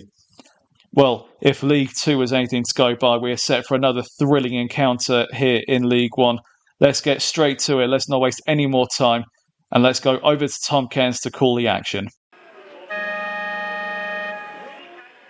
Here we are for League 1 in Estonia. Antonio Giovinazzi will be hoping to go a lot further than he did in the last race at Istanbul Park. Can Buemi continue his good form after winning last time out as well? The lights are on for one last time. Lights are off! Giovinazzi pulls away very, very nicely. Bamber getting a good start ahead of the two Pros. It's going to go to the inside of Giovinazzi into turn number 1, but Giovinazzi is able to resist. Giovinazzi leads ahead of Bamber, and it's the two Pros of Jean-Luc Vergne who's got in front of Sebastian Buemi, not getting off to a good start as the Swiss driver, and now he's going to be under threat from the other Leighton House of Joseph Newgarden and go through towards the end of the first sector, but Giovinazzi sprinting away at the front. Further behind, we've got Pascal Wehrlein being overtaken by the Simtek of Ollie Berman and the Pacific of Pietro Fittipaldi. Wehrlein not getting onto a good start at all. It looks like he's picked up damage somewhere, has the German, so that'll be an early trip to the pits for him. We don't know for certain who ran into him, but his front wing and his rear wing are nowhere to be seen. And Pascal Wehrlein substituting for Marcus Ericsson as part of the merry-go-round at Von Mattel, who are in need of points at the moment to stave off relegation. But we've seen Bamber being overtaken now by Jean-Luc Vergne. Up the inside goes the Frenchman, and the Pros is up into second position behind the Minardi ahead. So it's Giovinazzi, Vergne, Bamber, Buemi, Latifi up to 5th ahead of Newgarden. Scott Dixon in the second Minardi is in 7th place, followed by Scott McLaughlin, Raphael Marciello and Christopher Bell in the final points paying position in the second HRT. And now we are seeing Bamber go back through on Jean-Luc Vergne into turn number 1. But he's been hit by Buemi. Buemi has hit the back of the Leighton House, and the rear wing of Bamber's car is gone. We're getting a replay of Buemi at the apex. Just couldn't slow down in time. And in actual fact, it aided Bamber going through on Vergne. Albeit that benefit is only going to be brief for the Leighton House driver, and he's going to drop back in all of this. But Chris Cavani, the team manager of the squad, will be absolutely livid. Sebastian Buemi picks up a 30-second time penalty and a back of the grid job for the next round in Anderstorp. And this is the tricky thing when you're running towards the front. And Newgarden's been let go by Bamber, but Bamber's going to hold up the field in quite a very, very awkward way here. He does his best to stay out of the way, but he's got Christopher Bell trying to go through, and he's about to be overtaken, Christopher, by the Force India of Antonio Felix da Costa, and he has been overtaken. Oh, you can see it's almost like gridlock on the M25 as they go through turn number 10. But you can see the field going through the slalom section of the course. Buemi in 3rd position on track, but that penalty will drop him back heavily at the end of the race, that's for certain. Giovinazzi's lead is 5 seconds over Jean-Luc Vergne. We are seeing Shane van Gisbergen overtaking Christopher Bell into turn number 1. Van Gisbergen hasn't quite shined this season, or hasn't shone this season, as well as people have predicted him to at the beginning of the campaign. El Bamber comes in for a new rear wing, and he's probably going to fall a lap down by the time he comes back out. Now, it's going to leave Leighton House with more work to do than decided. On paper, it looks like Prost and Leighton House fighting for the championship this season. As you can see, Vergne locking up at turn 10, but he's able to keep the car on the island. And his second place remains intact. Felix Rosenquist going through on Antonio Felix da Costa for 9th position in the arrows. But Giovinazzi's crashed! He's out! The Minardi's out of the race! Yet again! And he's gone over the curb. Giovinazzi almost doing the same thing as what Colton Herta did in the Lead 2 race, and going over the curb heavily, and his race is over. When things needed to go right for team manager Giacomo Pagliaro, it hasn't quite gone so here. Unbelievable luck. It's now a Prost 1 and 2, but Giovinazzi is out of the race in the Minardi. Scott Dixon goes up to 3rd position in the sole surviving Minardi. He's just been overtaken by Nicholas Latifi for a brief moment before Dixon's able to fight back. Right on board with Shannon Nissani substituting for the suspended Matafir Raghunathan. And Kyle Kirkwood is also out in the arrows. It looks like he's picked up an engine fire, and that's 2 races and 2 non-finishers for the young man there. And Kirkwood goes no further in this one. The American retires along with Giovinazzi. Pascal Wehrlein and Earl Bamber will be going through in a moment. And Giovinazzi will keep hold of the pole position point. The far side point, well, he's got that right now, but will he keep hold of it by the end of this one? an overtake from one of the mascot Lolas on Kevin Estra. And it looks like Mick Schumacher, who's substituting for Grosjean for the next couple of races. In actual fact, it's Danica Fiat who is tussling. But there is Sebastian Buemi. And I imagine Chris Cavani may have a word with the team manager of Prost after this race for what exactly happened. He may decide to want to press for a more severe punishment than what's been given to Buemi. But Buemi not only has got a 30-second time penalty, but will also start the next race from the back of the grid. Sean O'Verne had that situation in Solder when he ran into the back of Felix Rosenqvist at the start, and although he won the race on the road, he fell down, I think it was to 6th position after the 30-second time penalty was applied to his race time. You just see Scott Dixon going through on Latifi, those two continuing to fight it out. Mick Schumacher going through on the manor of Shane van Gisbergen. 12th position goes in the way of the German. Masca Lola, just like Von Mattel, are in need of points at the moment to avoid going back down to lead 2 for the second time in 3 seasons. Latifi on the inside of Dixon at last, and the BAR goes through into P3. And Kevin Estra on the inside, that will be Felipe Nasr. He'll be swapping positions with. Sean O'Verne in the lead. He hasn't won since the Laguna Seca Grand Prix in Season 1 when he became champion with BAR.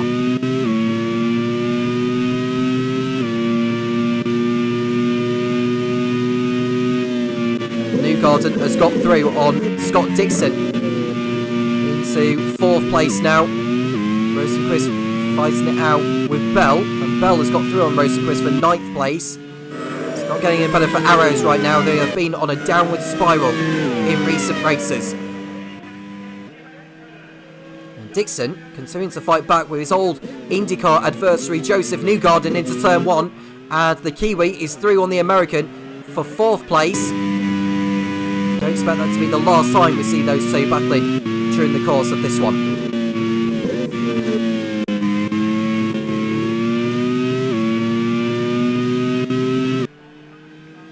Scott Dixon in 4th place, just ahead of Newgarden and McLaughlin. Behind McLaughlin are the 2 Force Indias of Rafael Marciello and Antonio Felix da Costa, who are having a better race of it for once. But there we see Newgarden going for it on Dixon into turn 10, and this should be a clean overtake for the Lanehouse. And that's in through.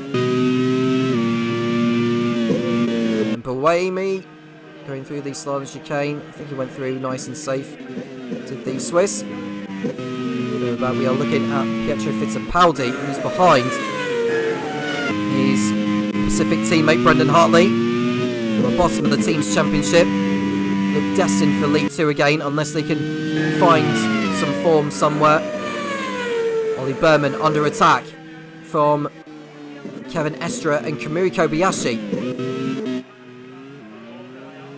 And there goes Estra. Fern on lap 8 leads by 1.6 seconds over Buemi, who will be under attack from the Canadian of Nicholas Latifi.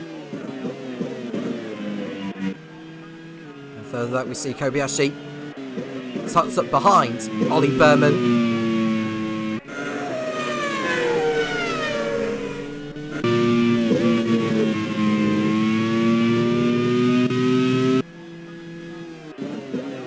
On the inside of Berman for 18th place. It looks like Hartley is...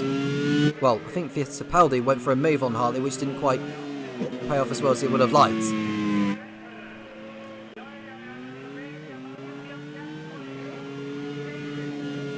Marcello through on McLaughlin for 6th place. And DaCosta will be on the tail of McLaughlin in the near future, that's for certain. And it looks like Marcello is on the tail of Newgarden for 5th place. We are seeing that battle now. And I wonder if the Force Indias are on a lighter fuel load compared to most of the leaders. Well, Marcello is going to go through, I think, on Newgarden this time around, and he does so. Marcello through into 5th place ahead of Newgarden, who's now got his mirrors full of the HRT of McLaughlin. And I have to say, the pace we're seeing from Force India is much better than expected. The gap between Vern and Buemi is 1.2 seconds over the line to begin lap 10.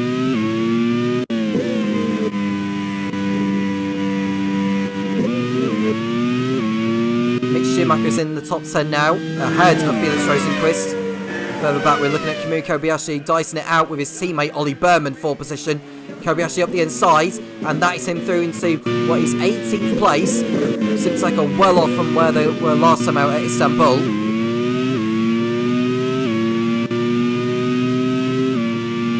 Latifi, you've seen him running towards the front. Bearing in mind, BAR have put a lot of their budget on power. Newgarden going back through on Marcello for 5th place.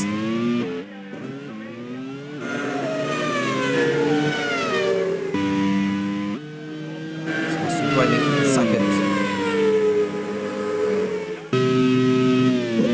Brendan Hartley up the inside of Ollie Berman for 19th. That move is coming all along, to be honest. Earl Bamber, after being hit by Sebastian Buemi, is running at the back in 23rd place behind Shanok Nisani, who's substituting for Manfred Raghunathan. Verline locking up into turn 10.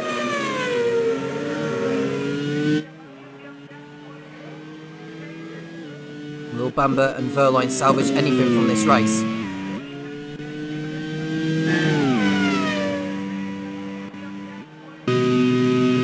Marcello on the tail of Newgarden, and there's a retirement for Scott Dixon. Engine power for him unless he can get that car back to the pits. On lap 11, this will pretty much spell the end, and there's been a collision, and Newgarden has gone for a spin at the back. We'll go to it in a moment, but Dixon's pulled off. Newgarden has spun. Now, does he rejoin safely? Well, he's pretty much in the firing line there. He touched the wall, very lucky to stay in this race. He forced McLaughlin to go wide, and McLaughlin has also spun. Now, did McLaughlin avoid anyone? We'll have a look to see. But it was Newgarden that caused it, although he may say, well, he was put off by the smoke. McLaughlin goes wide, and he continues on. Oh, he got hit as well. In fact, did he make contact with another driver as he rejoined? This is Antonio Felix da Costa we are riding on board.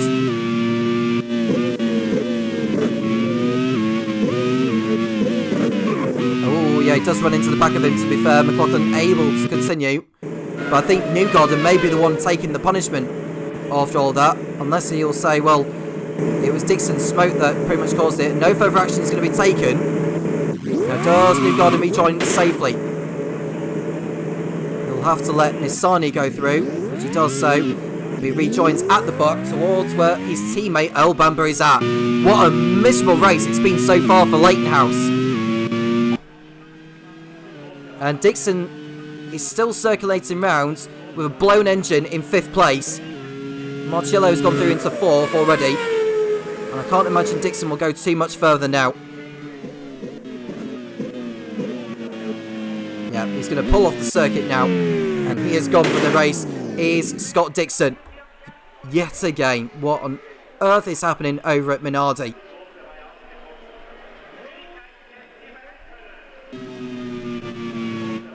And Dixon, for the 8th time this season, fails to make it to the checkered flag. And there is da Costa going through on McLaughlin at last. So we've got 2 Force Indias in the top 5 now. And Verline is gone from the race, a blown engine on the Fonmatel, and that has just summed up his race. So it's not quite a repeat of what we saw from him in Istanbul Park. But I can tell you now that Buemi is right on the tail of his teammate Jean-Luc Verne for the race lead. Mitch Evans is up into the points now. Mick Schumacher's up to 8th in the Mastercard Lola, which will please Marcus Johansson. There we see Buemi. Oh, he nearly lost it there, did the Swiss. In fact, he's got a problem. He's out. The championship leader, Sebastian Buemi's pulled off with a rear suspension problem. And the Prost is out of the race. And that changes the situation in the title battle.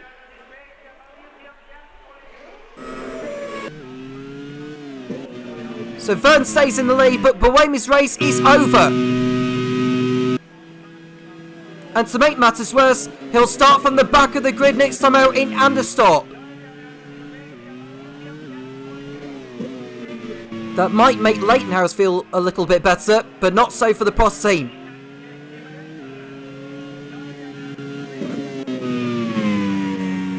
Nicholas Latifi goes up to second now, Marcello third, McLaughlin fourth. It's De Costa, Schumacher, Bell, Rosenqvist, Evans, and Lawrence Van Tor up into the points for Onyx. And there is Brendan Hartley, who's got his teammate Pietro Fittipaldi right behind. They're just going to be hoping for more and more drivers to drop out of this now, these two. Particularly their rivals, who they're trying to beat to, avoid going down. And Mick Schumacher's got up into 5th place now, ahead of De Costa. As we see Fittipaldi go through at last on Brendan Hartley. And there is Van Tor under threat now from Mitch Evans. And Evans is on the inside, as is Nazar on Van Gisbergen for P11. Behind Van Gisbergen is Danica Fiat. It's going to make for a very interesting end to the race. We've seen Newgarden, who should make light work of Shannon Nissani into turn 1. And I think there's an engine problem further back. Yes, there is. And it's the second for Mittal of Felipe Nasr, who will join his teammate Pascal Wehrlein on the sidelines. So it's not quite going to be the comparison that team manager Ewan Gale would have wanted. And he needs to be careful, does Nasr, to avoid taking out another driver there. And thankfully he doesn't do so. That was very close to contact with Kevin Estra. But Nasr is going to pull to the side in a moment. And he is out of the race. Unless he can get that car back to the pits.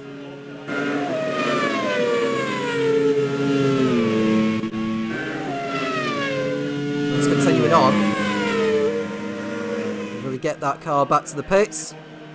No, he doesn't. It's race over for Felipe Nasr, and it's game over for Von Mittal.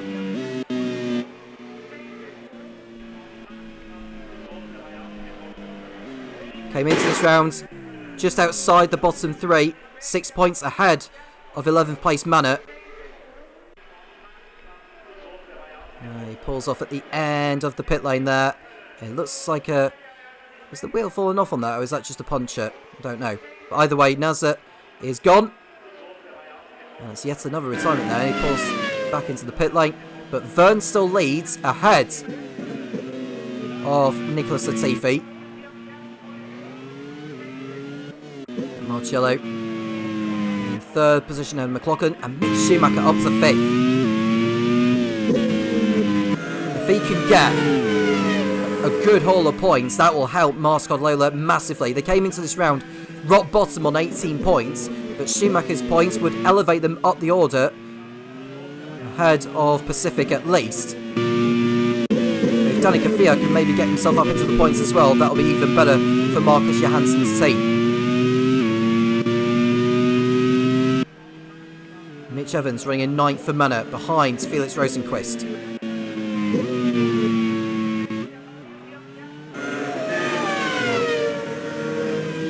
He's lining up a pass now. Evans going through on Rosenqvist.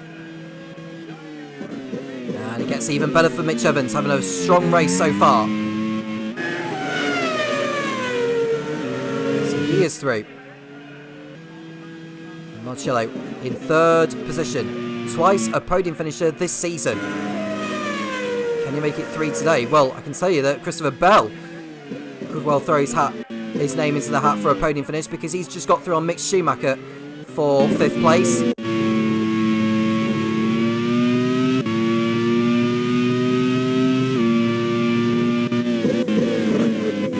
Verne continuing to lead by 1.1 seconds. Latifi's second. It's Marcello, McLaughlin, Bell, Schumacher, De Costa, Evans, Rosenqvist, and Lawrence Van Tor in the points.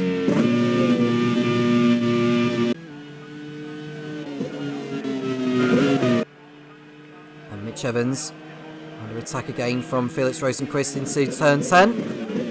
And that is him through.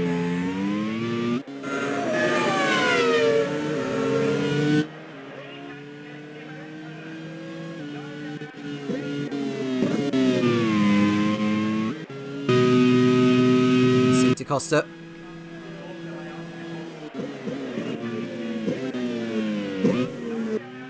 Through on Schumacher goes, and the Portuguese is up to 6th place. And we're getting towards that phase where pit stops will be happening. Watching Marcello in P3. And we're looking at Latifi going for it now on Jean-Luc Verne. And the BR is up the inside. And we have a change of lead at last. Nicholas Latifi takes the lead of the League 1 Parnu Grand Prix ahead of Jean-Luc Verne. And that move was bound to happen all along.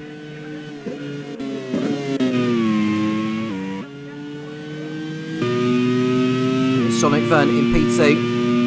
Mick Schumacher's got back through on Antonio Felix da Costa. And while we were waiting for Latifi, he's just gone into the pits ahead of Verne.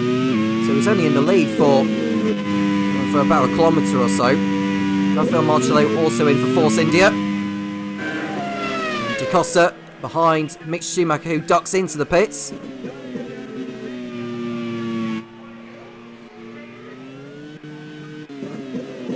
Verne continuing on as he is.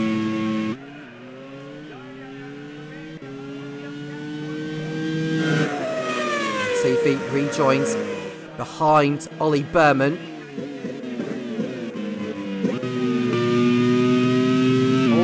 Stops has allowed Mitch Evans to go up into 5th place.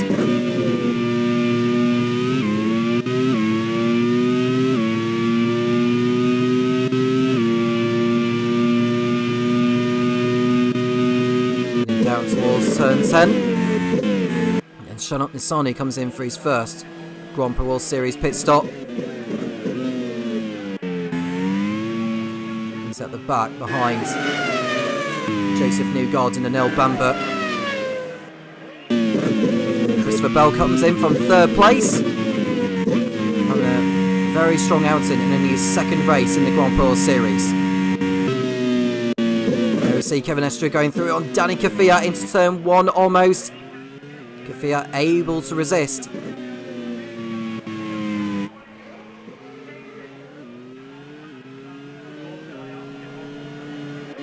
Christopher Bell will rejoin outside the top 15. He's behind Marcello now. Scott McLaughlin going through the kink of turn 9 in 2nd place. See Brendan Hartley continuing on in the Pacific behind his teammate. Pacific really need a good haul of points today to reduce the arrears with the likes of Onyx, Mana, Von Mattel and Mascot Lola, who are behind them in the Teams Championship. With the way their race is going so far, they could well be leapfrogging them. McLaughlin has come into the pits from 2nd place in the HRT, 1 lap after his teammate. Shannon Pisani continuing on.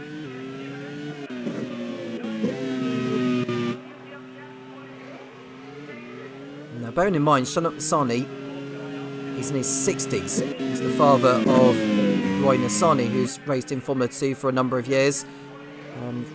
Roy Nassani has also previously competed in the Grand Prix Series for Dave Gollard's Forza team last season and the season before. We are now seeing looks like Brendan Hartley, is it? Or is that Pietro Fittipaldi? I can't quite see. Either way, Pacific have a steady race, but not quite blowing anyone away right now. As we see in Felix da Costa. He's ahead of the BAR there. That is Shanok Nisani, who has just pitted. So in theory, he should stay in touch with the Force and try and get through. But we know that Shanok Nisani is not a quick driver on paper anyway. Lawrence Van Tor and Ollie Behrman are next to head for the pits. And all the pit stops has allowed Mitch Evans to go up to 3rd place, which is the highest that Manor have been since they won in Laguna Seca at the back end of last season.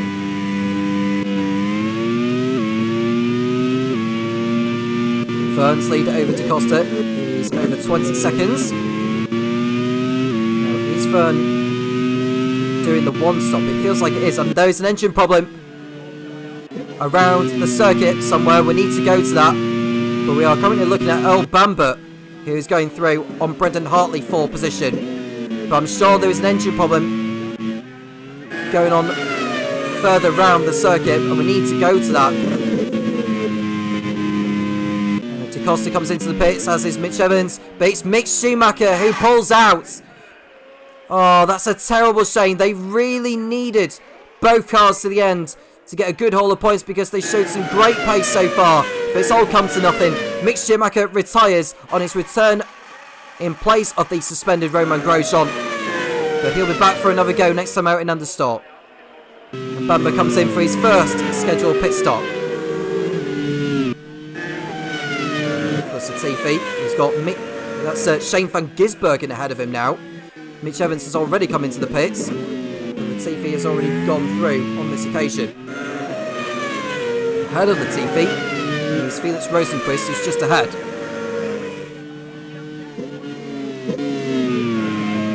Van Gisbergen may try and get into the slipstream and go back through on the BAR if he fancies it.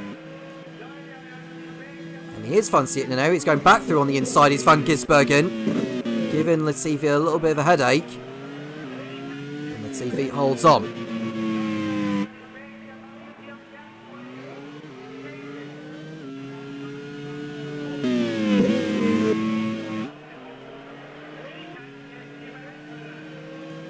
Rosenqvist in second place. Seeing the sole surviving Marscard Lola of Danny Kafia on the inside of Ollie Berman into turn 1. That's a position for him. All hopes rest on him now as far as Marcus Johansson, the team manager, is concerned.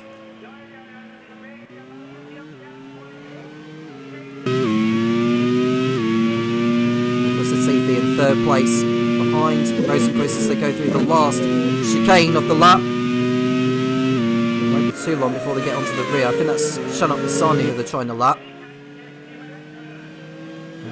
Brendan Hartley's got Christopher Bell all over the back of him. Holds him off for now. You can see Rosenqvist getting stuck behind the BAR of Nissani. And Nissani almost taking out Nicholas Latifi, which won't impress his teammate for this round. I think Gisbergen should go through on the BAR nice and sound. And he does so.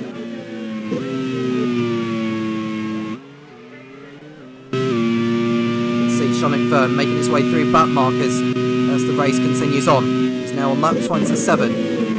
26 seconds clear of Rosenqvist. And Kamui Kobayashi is about to be overtaken by Rafael Marcello. Marcello goes through no problem. And this is making strategy even more interesting. Do you rather have fresh tyres with the risk of being stuck in traffic, or do you rather go long and keep track position? Kobayashi feels that keeping track position is the way to go around here. He's going back through on Marcello into turn 1, but he's not able to do it there. Now he has to settle behind the Italian.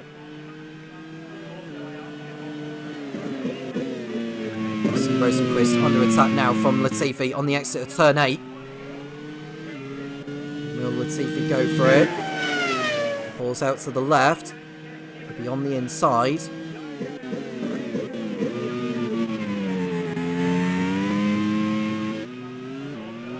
And Latifi was always going to get the move done there on any day of the week. Now this is going to be interesting because Vernon's coming up to lap one of the Leighton houses. Is that Earl Bamber or is that Joseph Newgarden? Couldn't quite tell, but we've just seen Christopher Bell go through on Brendan Hartley, and that was too easy of an overtake. And I think Hartley's got a problem in that Pacific, and if he has, he needs to get that back to the pits.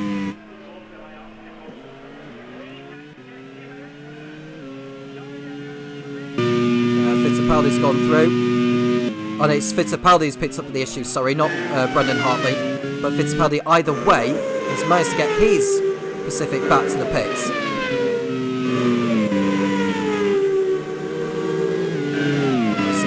Vern looking very, very good for his 5th Grand Prix World Series win. And with Buemi out, and the 2 Leighton houses having an off day, this could all of a sudden propel him into championship contention. Rosenqvist in the points at the moment. Vern came into this round on 52 points. Buemi not scoring. Vern could go on to 77 points, leapfrogging Kamui Kobayashi, Metaphor Gunnathan, Scott McLaughlin, Earl Bamber and Joseph Newgarden. With the way things are going, Vern could be in 3rd place in the championship after this round. We've only got 6 races to go after this one, 6 rounds that is. Head to Anderstorp in Sweden, which is the last European race of the season, or the last European round of the season. It's off to Suhai in China, or Topless Japan. Sipoon, South Korea, Sepang, Malaysia, and the final championship round will be in Surfers Paradise, Australia. There's also the Macau Grand Prix, a non-championship race, involving the top 13 highest scoring teams across the 2 leagues. Kvyat going through on the Onyx of Lawrence Van Tor. Rosenqvist has come into the pits for his only stop of the race. And I think Rosenqvist will fall out of the top 10, I think.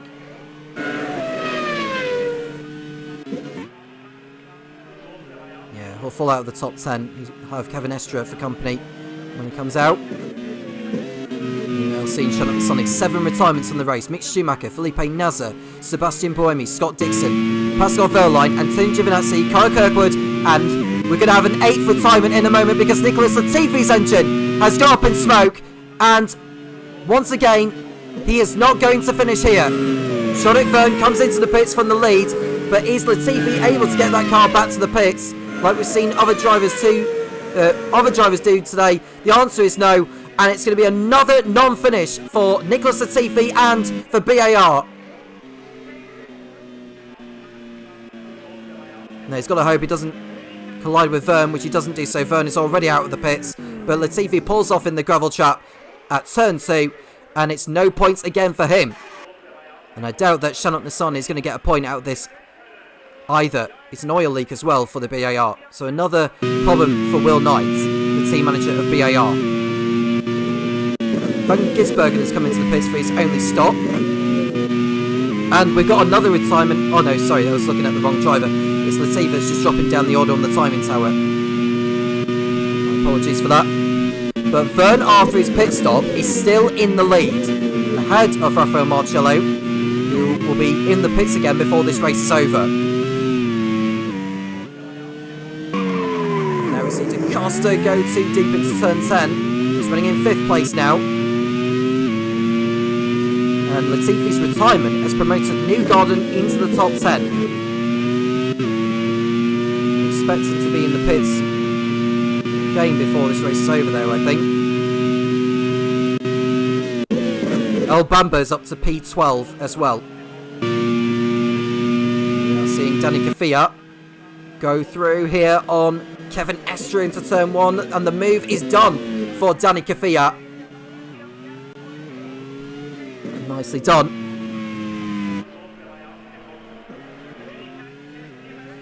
We are seeing Scott McLaughlin in P3. There is Kevin Estre, who's got Lawrence Van Sol looming in behind. Onyx having another good race again here. In their battle to beat the drop again, just like they did so last season. But now Van Sol has got Newgarden wanting to complete maybe a double overtake if he fancies it, but Van Tor is going for it now on Estra. He's done it, but will that leave him exposed to Newgarden further back?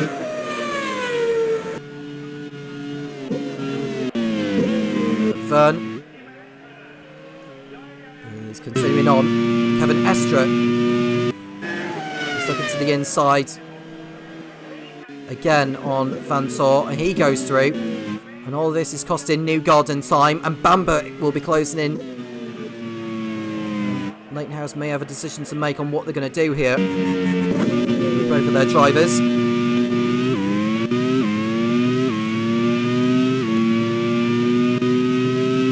It's been a really good race for both HRT and Force India. Marcello and DeCosta in 2nd and 5th, McLaughlin and Bell in 3rd and 4th. Now if Mitch Evans remains where he is, Manor will leapfrog Von Mattel out of the bottom 3 in the team's championship. You see an overtake from Newgarden through on Van Tor at last. I don't think it'll be too long before we see Earl Bamber going through. Here's Mitch Evans on his own in 6th place, behind Antonio Fitz-DaCosta, but he's having a really good one so far in Parnu, in Estonia.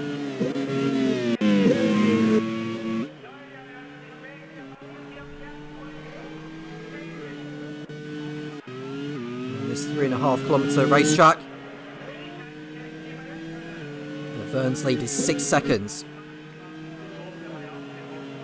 And I think the Onyx of Lawrence Van Tor was able to get back through on Newgarden, and now Newgarden has got Bamber for company, along with Rosenquist, Van Gisbergen and Behrman. Well, Bamber's thought about going for it. Van Gisbergen goes through on Rosenquist for P12.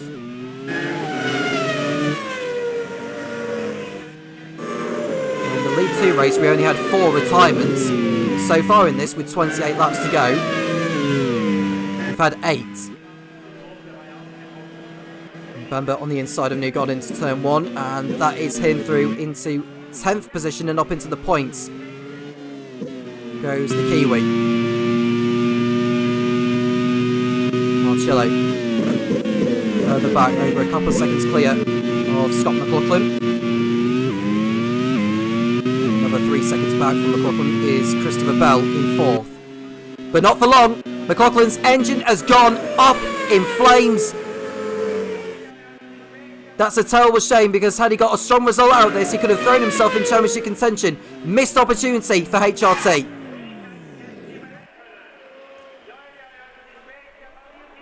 McLaughlin pulls off at the chicane, the last chicane before the lap is out. And that is only going to help those further up, and it's helped Mitch Evans go up. Kevin Estra, Earl Bamber, Lawrence Van Tor, Shane Van Gisbergen has got in front of Joseph Newgarden.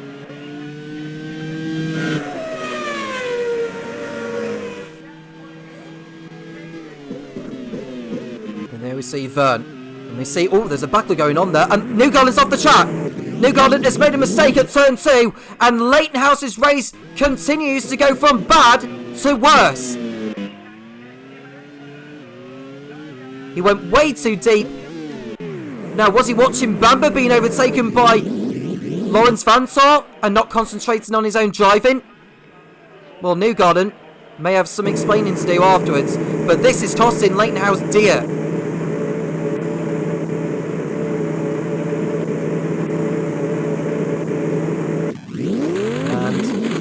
Newgarden gets back on the circuit now. Does he rejoin safer? He's right in the middle of the track. Vern goes through, luckily. But Newgarden rejoins in 16th position and a lap down.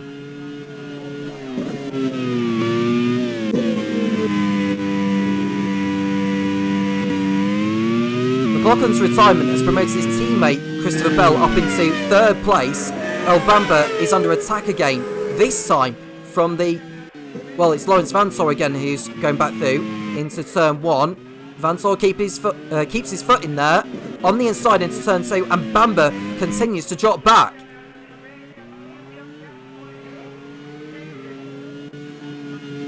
Marcello second in the Force India. He's not finished second in League 1, but he did win in the League 2 season finale in the last campaign at Laguna Seca as part of the Force India 1-2 that got them up into League 1. And Bamber fighting back with Van Tor. at turn 10, gets the car slowed down at the apex, and he's through into 8th place, and he should be able to pull away now.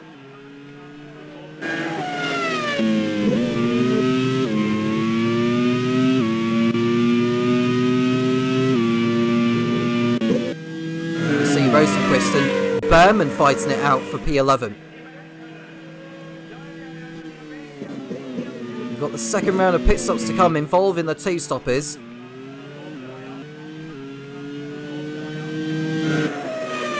And remember, Jean-Eric Vergne does not need to pit again.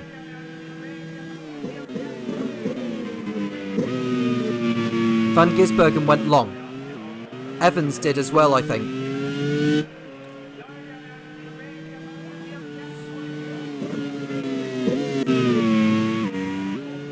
There's the HRT of Christopher Bell on course for a podium now in only his 2nd Grand Prix World Series race.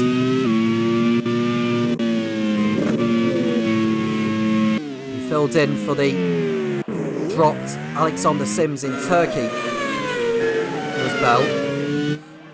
He picks up a point on debut. He could well be picking up his first podium with the way this race has been panning out.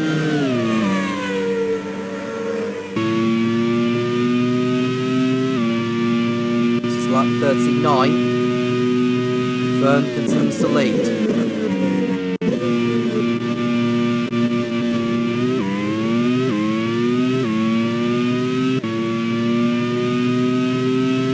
Marcello second, it's Bell, DaCosta, Evans, Kvyat, Estra, Bamber, Mantor and Van Gisbergen.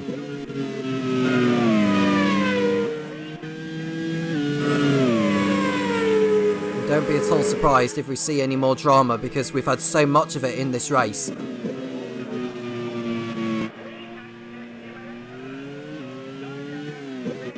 Prost are looking good to extend their margin in the team's championship. If Vergne remains where he is, we give Prost 25 championship points. Latehouse on course for 4. Well, they're going to drop back by 21. The gap was 27 points at the beginning of today, with 48 by the end of it. Arrows will continue to drop back. They're not on course to score right now. Simtek are not on course to score right now. Neither are BAR. Minardi will get the point for pole position at least for Giovinazzi, and maybe the fast lap point as well. But they'll still be behind BAR in the team's championship. HRT are on course to get a podium with 15 points for Bell, which will see them leapfrog Minardi, BAR and Simtek into 4th. And there goes Pietro Fittipaldi lapping Shanok Nissany. He's nearly a lap down on everyone.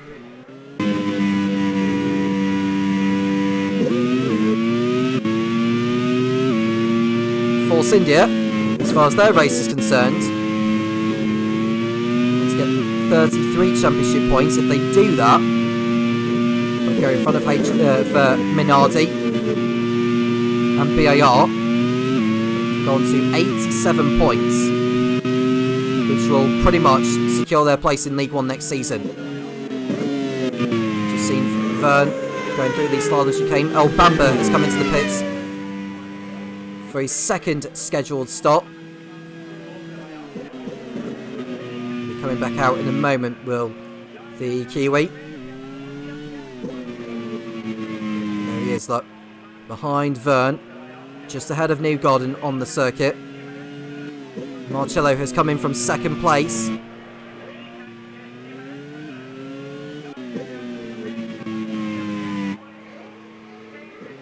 Costa goes up to the podium places. Marcello will rejoin behind Danny Kvyat, but ahead of Kevin Estra.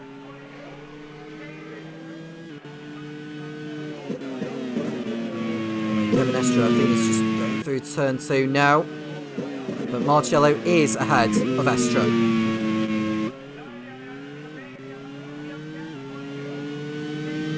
21 laps remaining here in Parnu. What an event it's been. Both League 2 and League 1, and it isn't done yet. Newgarden coming into the pits. It almost looks like he was going to pull off a pass on Bamber, but decided that he needed to come in. It was rather strange the way he came in. It was a good job he wasn't exactly alongside, because otherwise he could have caused a collision, and that was so close. So the pair of them being taken out. Gordon will rejoin in 16th place. There's no chance of points for him. Christopher Bell comes in from 2nd place. And that'll allow Marcello to go back through ahead of him. DaCosta will go through for now, as will Mitch Evans. See Brendan Hartley putting a lap on Shanik Nisani. Although Nisani fancies to go back, which he is allowed to do, which won't impress the Pacific driver. You can see someone putting a lap on. I think that was Joseph Newgarden who was trying to make his way through. It's Danica Fiat now, who's in 3rd place. Bamba's actually a little bit further up ahead, but Kvyat in the Marscon Lola puts a lap on the Leighton House of Joseph Newgarden. I thought I'd be saying that this season.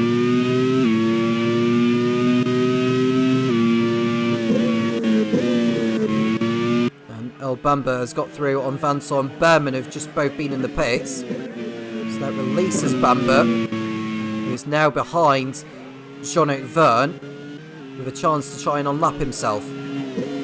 Things could get really, really interesting here. Verne goes through on Nissani to lap for the 2nd time. And Nissani's holding up Bamba, which is not helping the Leighton House. Kvyat and Estra are both in the pits. What will that do for their races? Hartley is being lapped by the leader now. Fittipaldi should go through on Kvyat and Estra.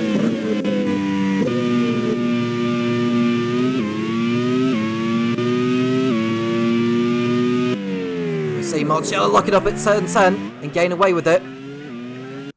That won't help the tyres one bit.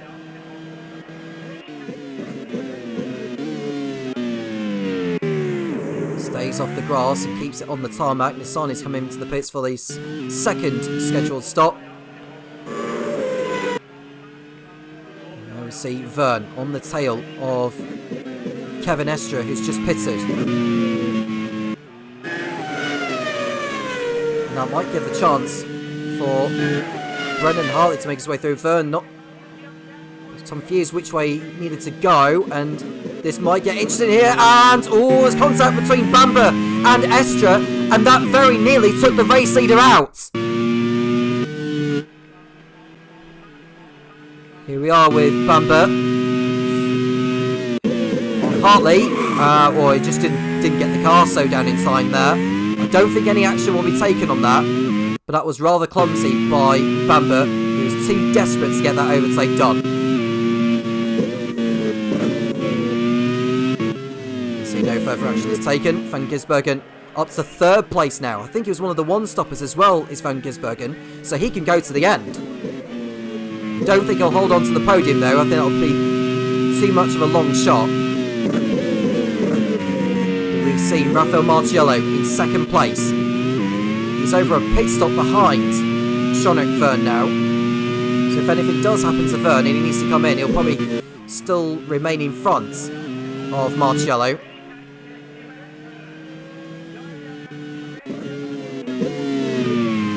See the notes, I think Mitch Evans got through on Kamui Kobayashi 4th position.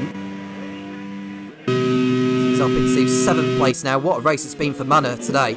Kevin Estra going through on... Is that Jean-Luc Verne? I think that was Jean-Luc Verne just lapped with Kevin Estra. And that's going to open the door for El Bamba to try and unlap himself as well. But Verne will have other ideas for sure. So Verne will go through. Will Bamba go through at the same time? Verne gets ahead before turn 1. Next driver ahead of Verne is Pietro Fittipaldi. If you remember, he came in with a problem, but is able to complete an undercut on a lot of those to put himself up into the points. Pacific need every point they get.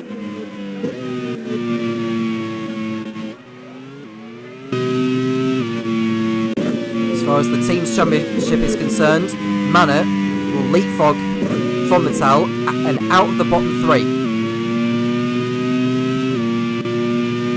Onyx are not on course to score at the moment, so I think Manor will leapfrog them as well. Kevin Estre unlapping himself from Vern again here, and Vern needs to watch for Earl Bamber because he's going to be top behind in the slipstream. And all of this is helping Pietro Fittipaldi up ahead as Estre goes over the curbs. We see Christopher Bell behind Van Gisbergen now, 4 position. So they both head through turn number 8. Bell will be into the slipstream of Van Gisbergen through the kink. Alongside goes Christopher Bell in the HRT. And easier said than done. The HRT goes up to 3rd position.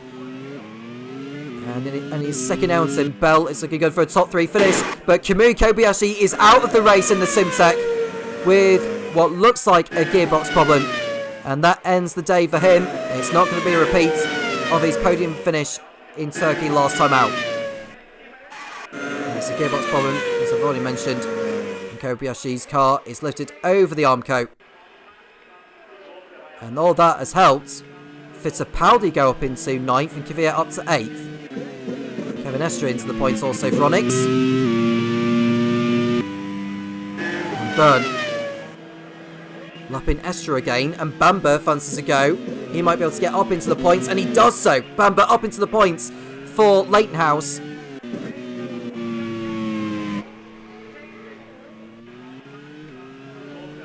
That was a nice overtake for Bamber, but can he unlap himself from Jean-Luc Verne in the closing stages? There you can see Fittipaldi in the foreground. You just saw Danny Kvyat.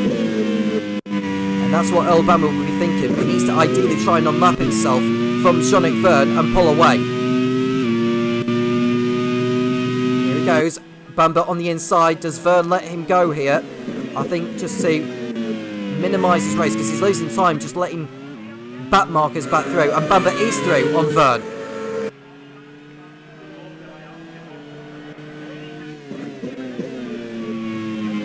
You see Marcello in 2nd position, 30 seconds behind. Now we see Da Costa on the tail of Rosenquist for 5th place. And I think this move is about to take place here. Da Costa right into the slipstream, pulls out alongside the arrows. Antonio Felix Da Costa on the inside of Felix Rosenquist, and the Force India goes up to 5th position. Nice move by Da Costa. And what a race it's been for Force India.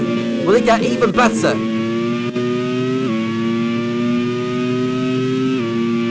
Da Costa has only got a couple of seconds to make up on Van Gisbergen. You see Kevin Estre unlapping Jean-Luc Verne again. Yet again, Jean-Luc Verne being on that, and he's just going back through on Estre once more. You see Bell in 3rd position. Bamber line up and move on Fittipaldi. This is for 9th place. And it looks like Bamber's going to get 2 points out of this one instead of 1. It goes through on the Pacific before the corner. Has Bamber got enough time to go off to Kvyat? I would say yes. I think after that it's probably too much.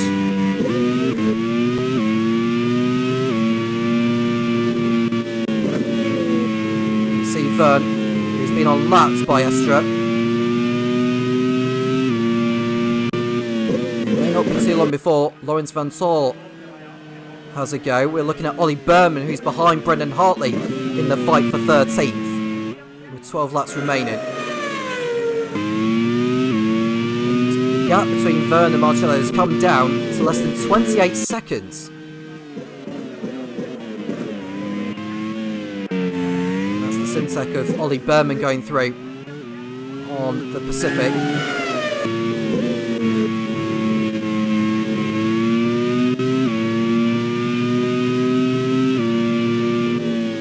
Should see Da Costa right on the tail of Van Gisbergen for position.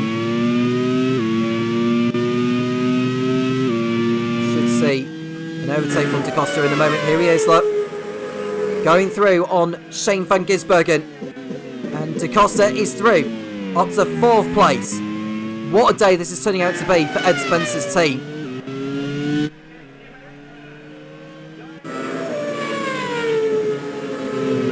Gisbergen will just want to let Da Costa go here because he knows he's not in the fight with him.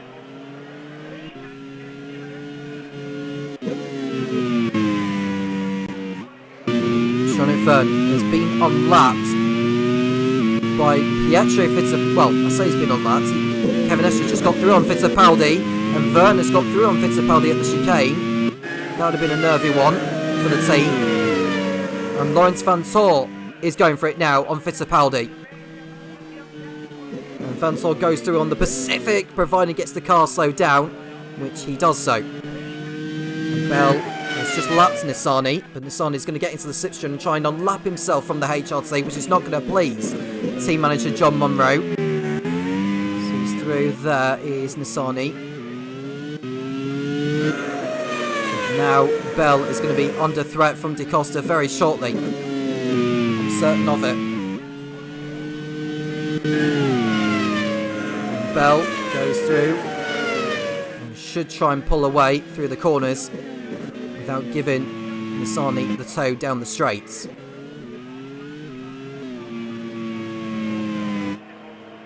And Van Gisbergen is just a second clear of Felix Rosenqvist in the fight for 5th.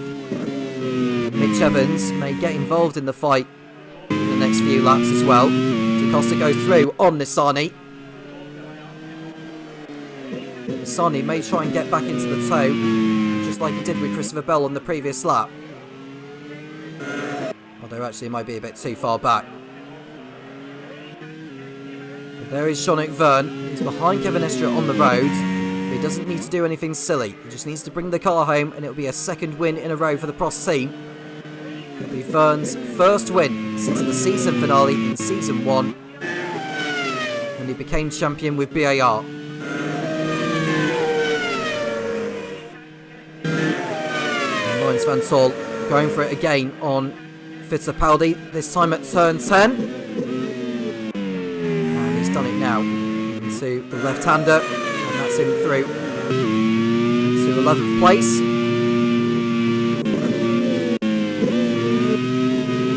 There is Bell ahead of Da Costa. The gap between the two is less than 2 seconds. Is Bell going to hold on for a podium position, or is Force India team manager Ed Spencer going to be coming away with 2 podium finishes?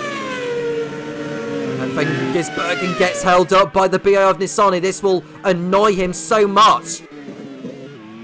He will not like that one bit, will Shane Van Gisbergen. He goes through at last. Rosenqvist should go through.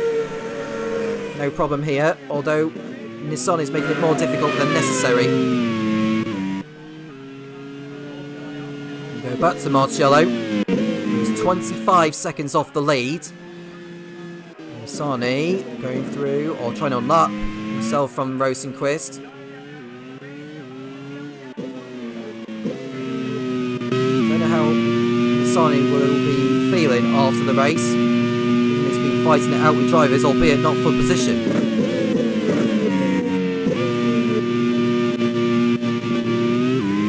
7 laps to go. Vergne on his way to victory. His 5th Grand Prix World Series win, which will put him level with his Prost teammate Sebastian Buemi on the all-time list. But Scott Dixon has the most with 8.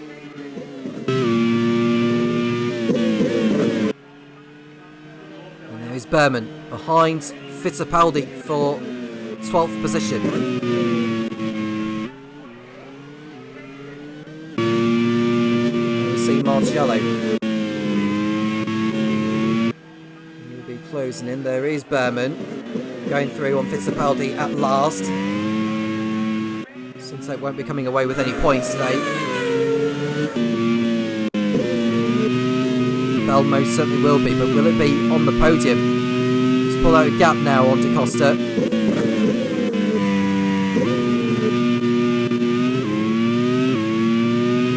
Vergne is doing all the right things.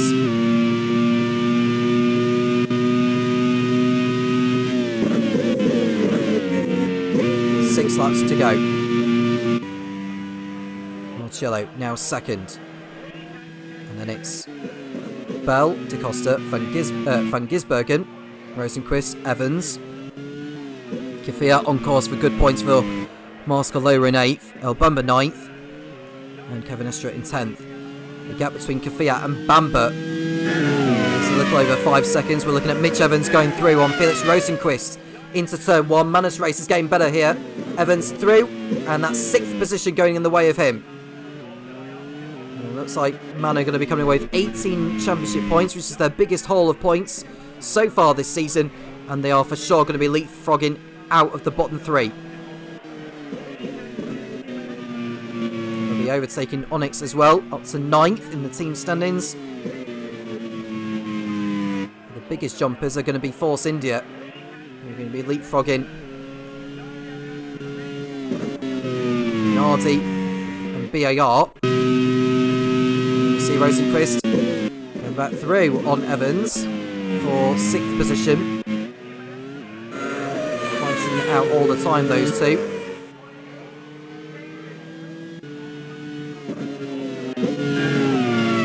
And Bamba's got the gap down to less than 5 seconds on Kvyat, but I think he's going to fall short by the end of this one.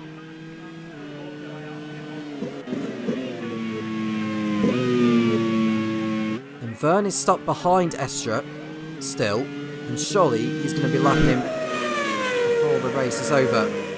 He cannot afford any silly errors from the Frenchman.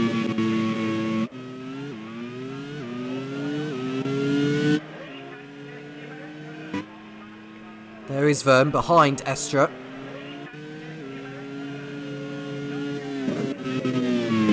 laps to go. You see Evans going for it again on Rosenquist into turn 10. He's through, no problem.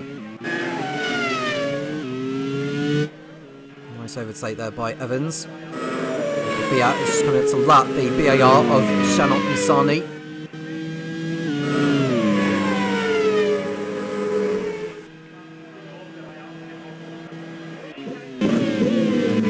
Marcello through turn 8.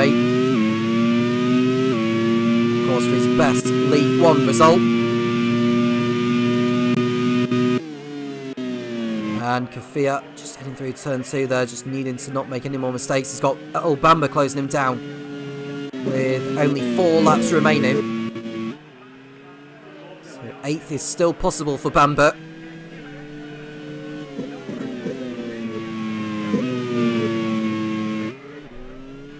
Needs these points so much. He needs them more than Bamba does. Vern is still behind Estra to lap.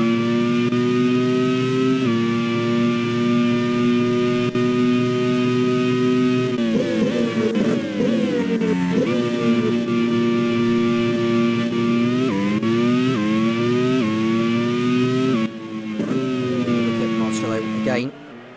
What a day it'll be for Force India, which will secure their status in League 1 next season. Not mathematically, but realistically, they'll have done enough. You see El Bamba lapping Shanot Nisani.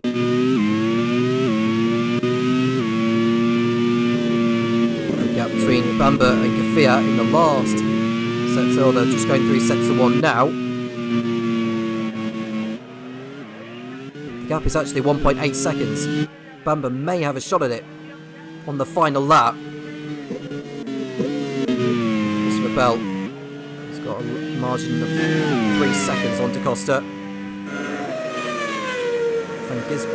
Shane Van Gisbergen is going to have Mitch Evans for company for these last couple of laps.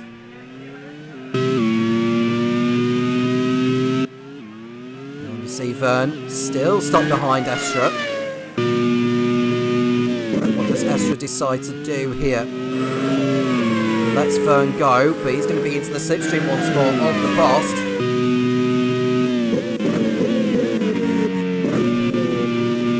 Although I'm looking at Kvyat's margin over at Bamba, and it's actually bigger than I thought it would be.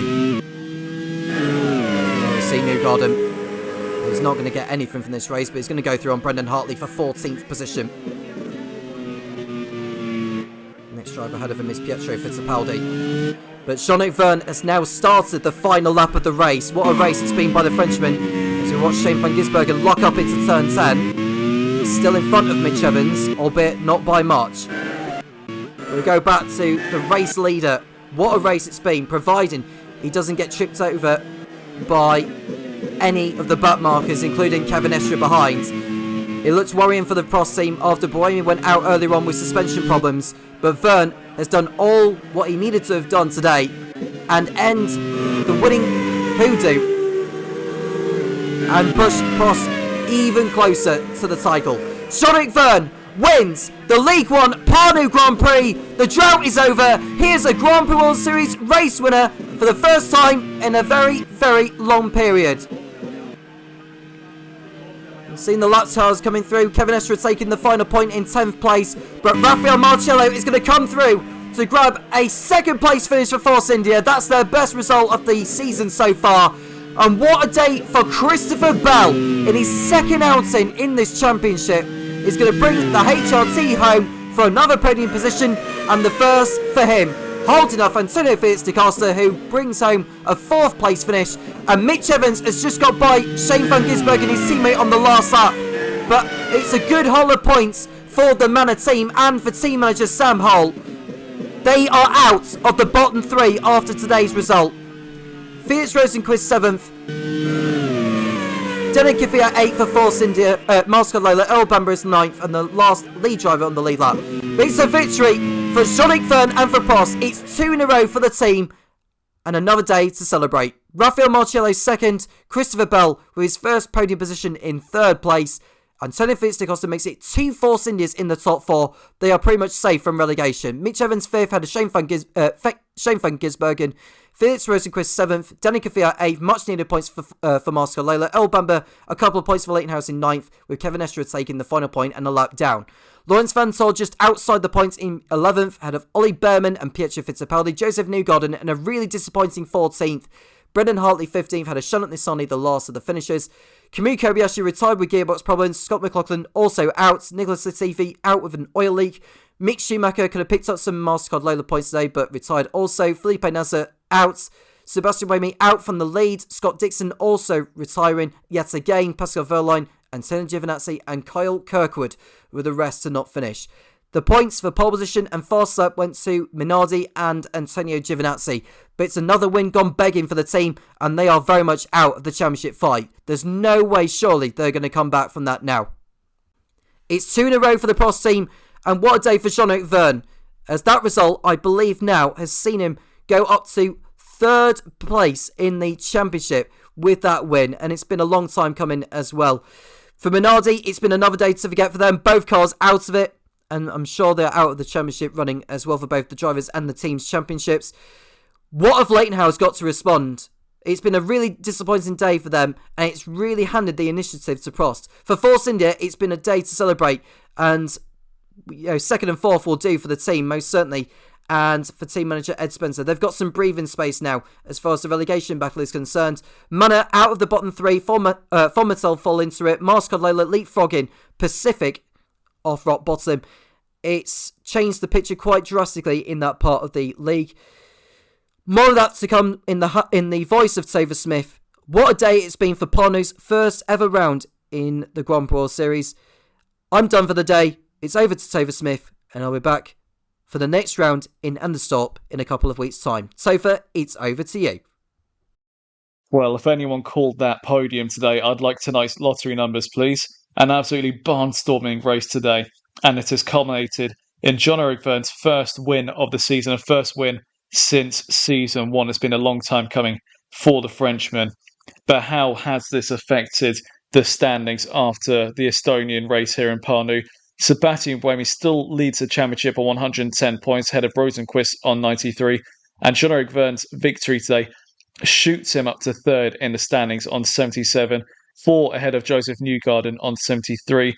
Then Earl Bamber 5th in the second, Leighton House on 64. Scott McLaughlin in HRT 6th on 61. Then Raffaele Marcello, his 3rd podium of the season, puts him 7th in the standings on 54. Mahavir Raghunathan didn't race today, but he's still in the top 8 on 53. Kobayashi also on 53 points, and then Scott Dixon rounding out the top 10 on 46. That third title in a row slipping ever further away from the Kiwi. And then the team standings, Prost now has a 50-point gap over Leighton House. Prost becoming the clear favourites to win the championship this season. Arrows are third on 121, 30 ahead of HRT. Then Syntec fifth on 88 ahead of Force India on 84. Minardi on 79, BAR on 79. Manor up to 9th on 45. A brilliant day for them, picking up a double points finish, and they've gone from the relegation zone into 9th. Onyx are 10th on 42, while Fomital has dropped down into the relegation zone on 33 ahead of Mastercard Lola, and Pacific dropping to 13th and last. Well, what a day of action it has been here in Parnu. Two fantastic races, two of the best races of the season for my money, and we can't wait to bring you the next round. We've only got a few races left this season, and those titles are getting ever closer and ever more competitive. Until next time, thank you so much for tuning in. I am Topher Smith. Take care.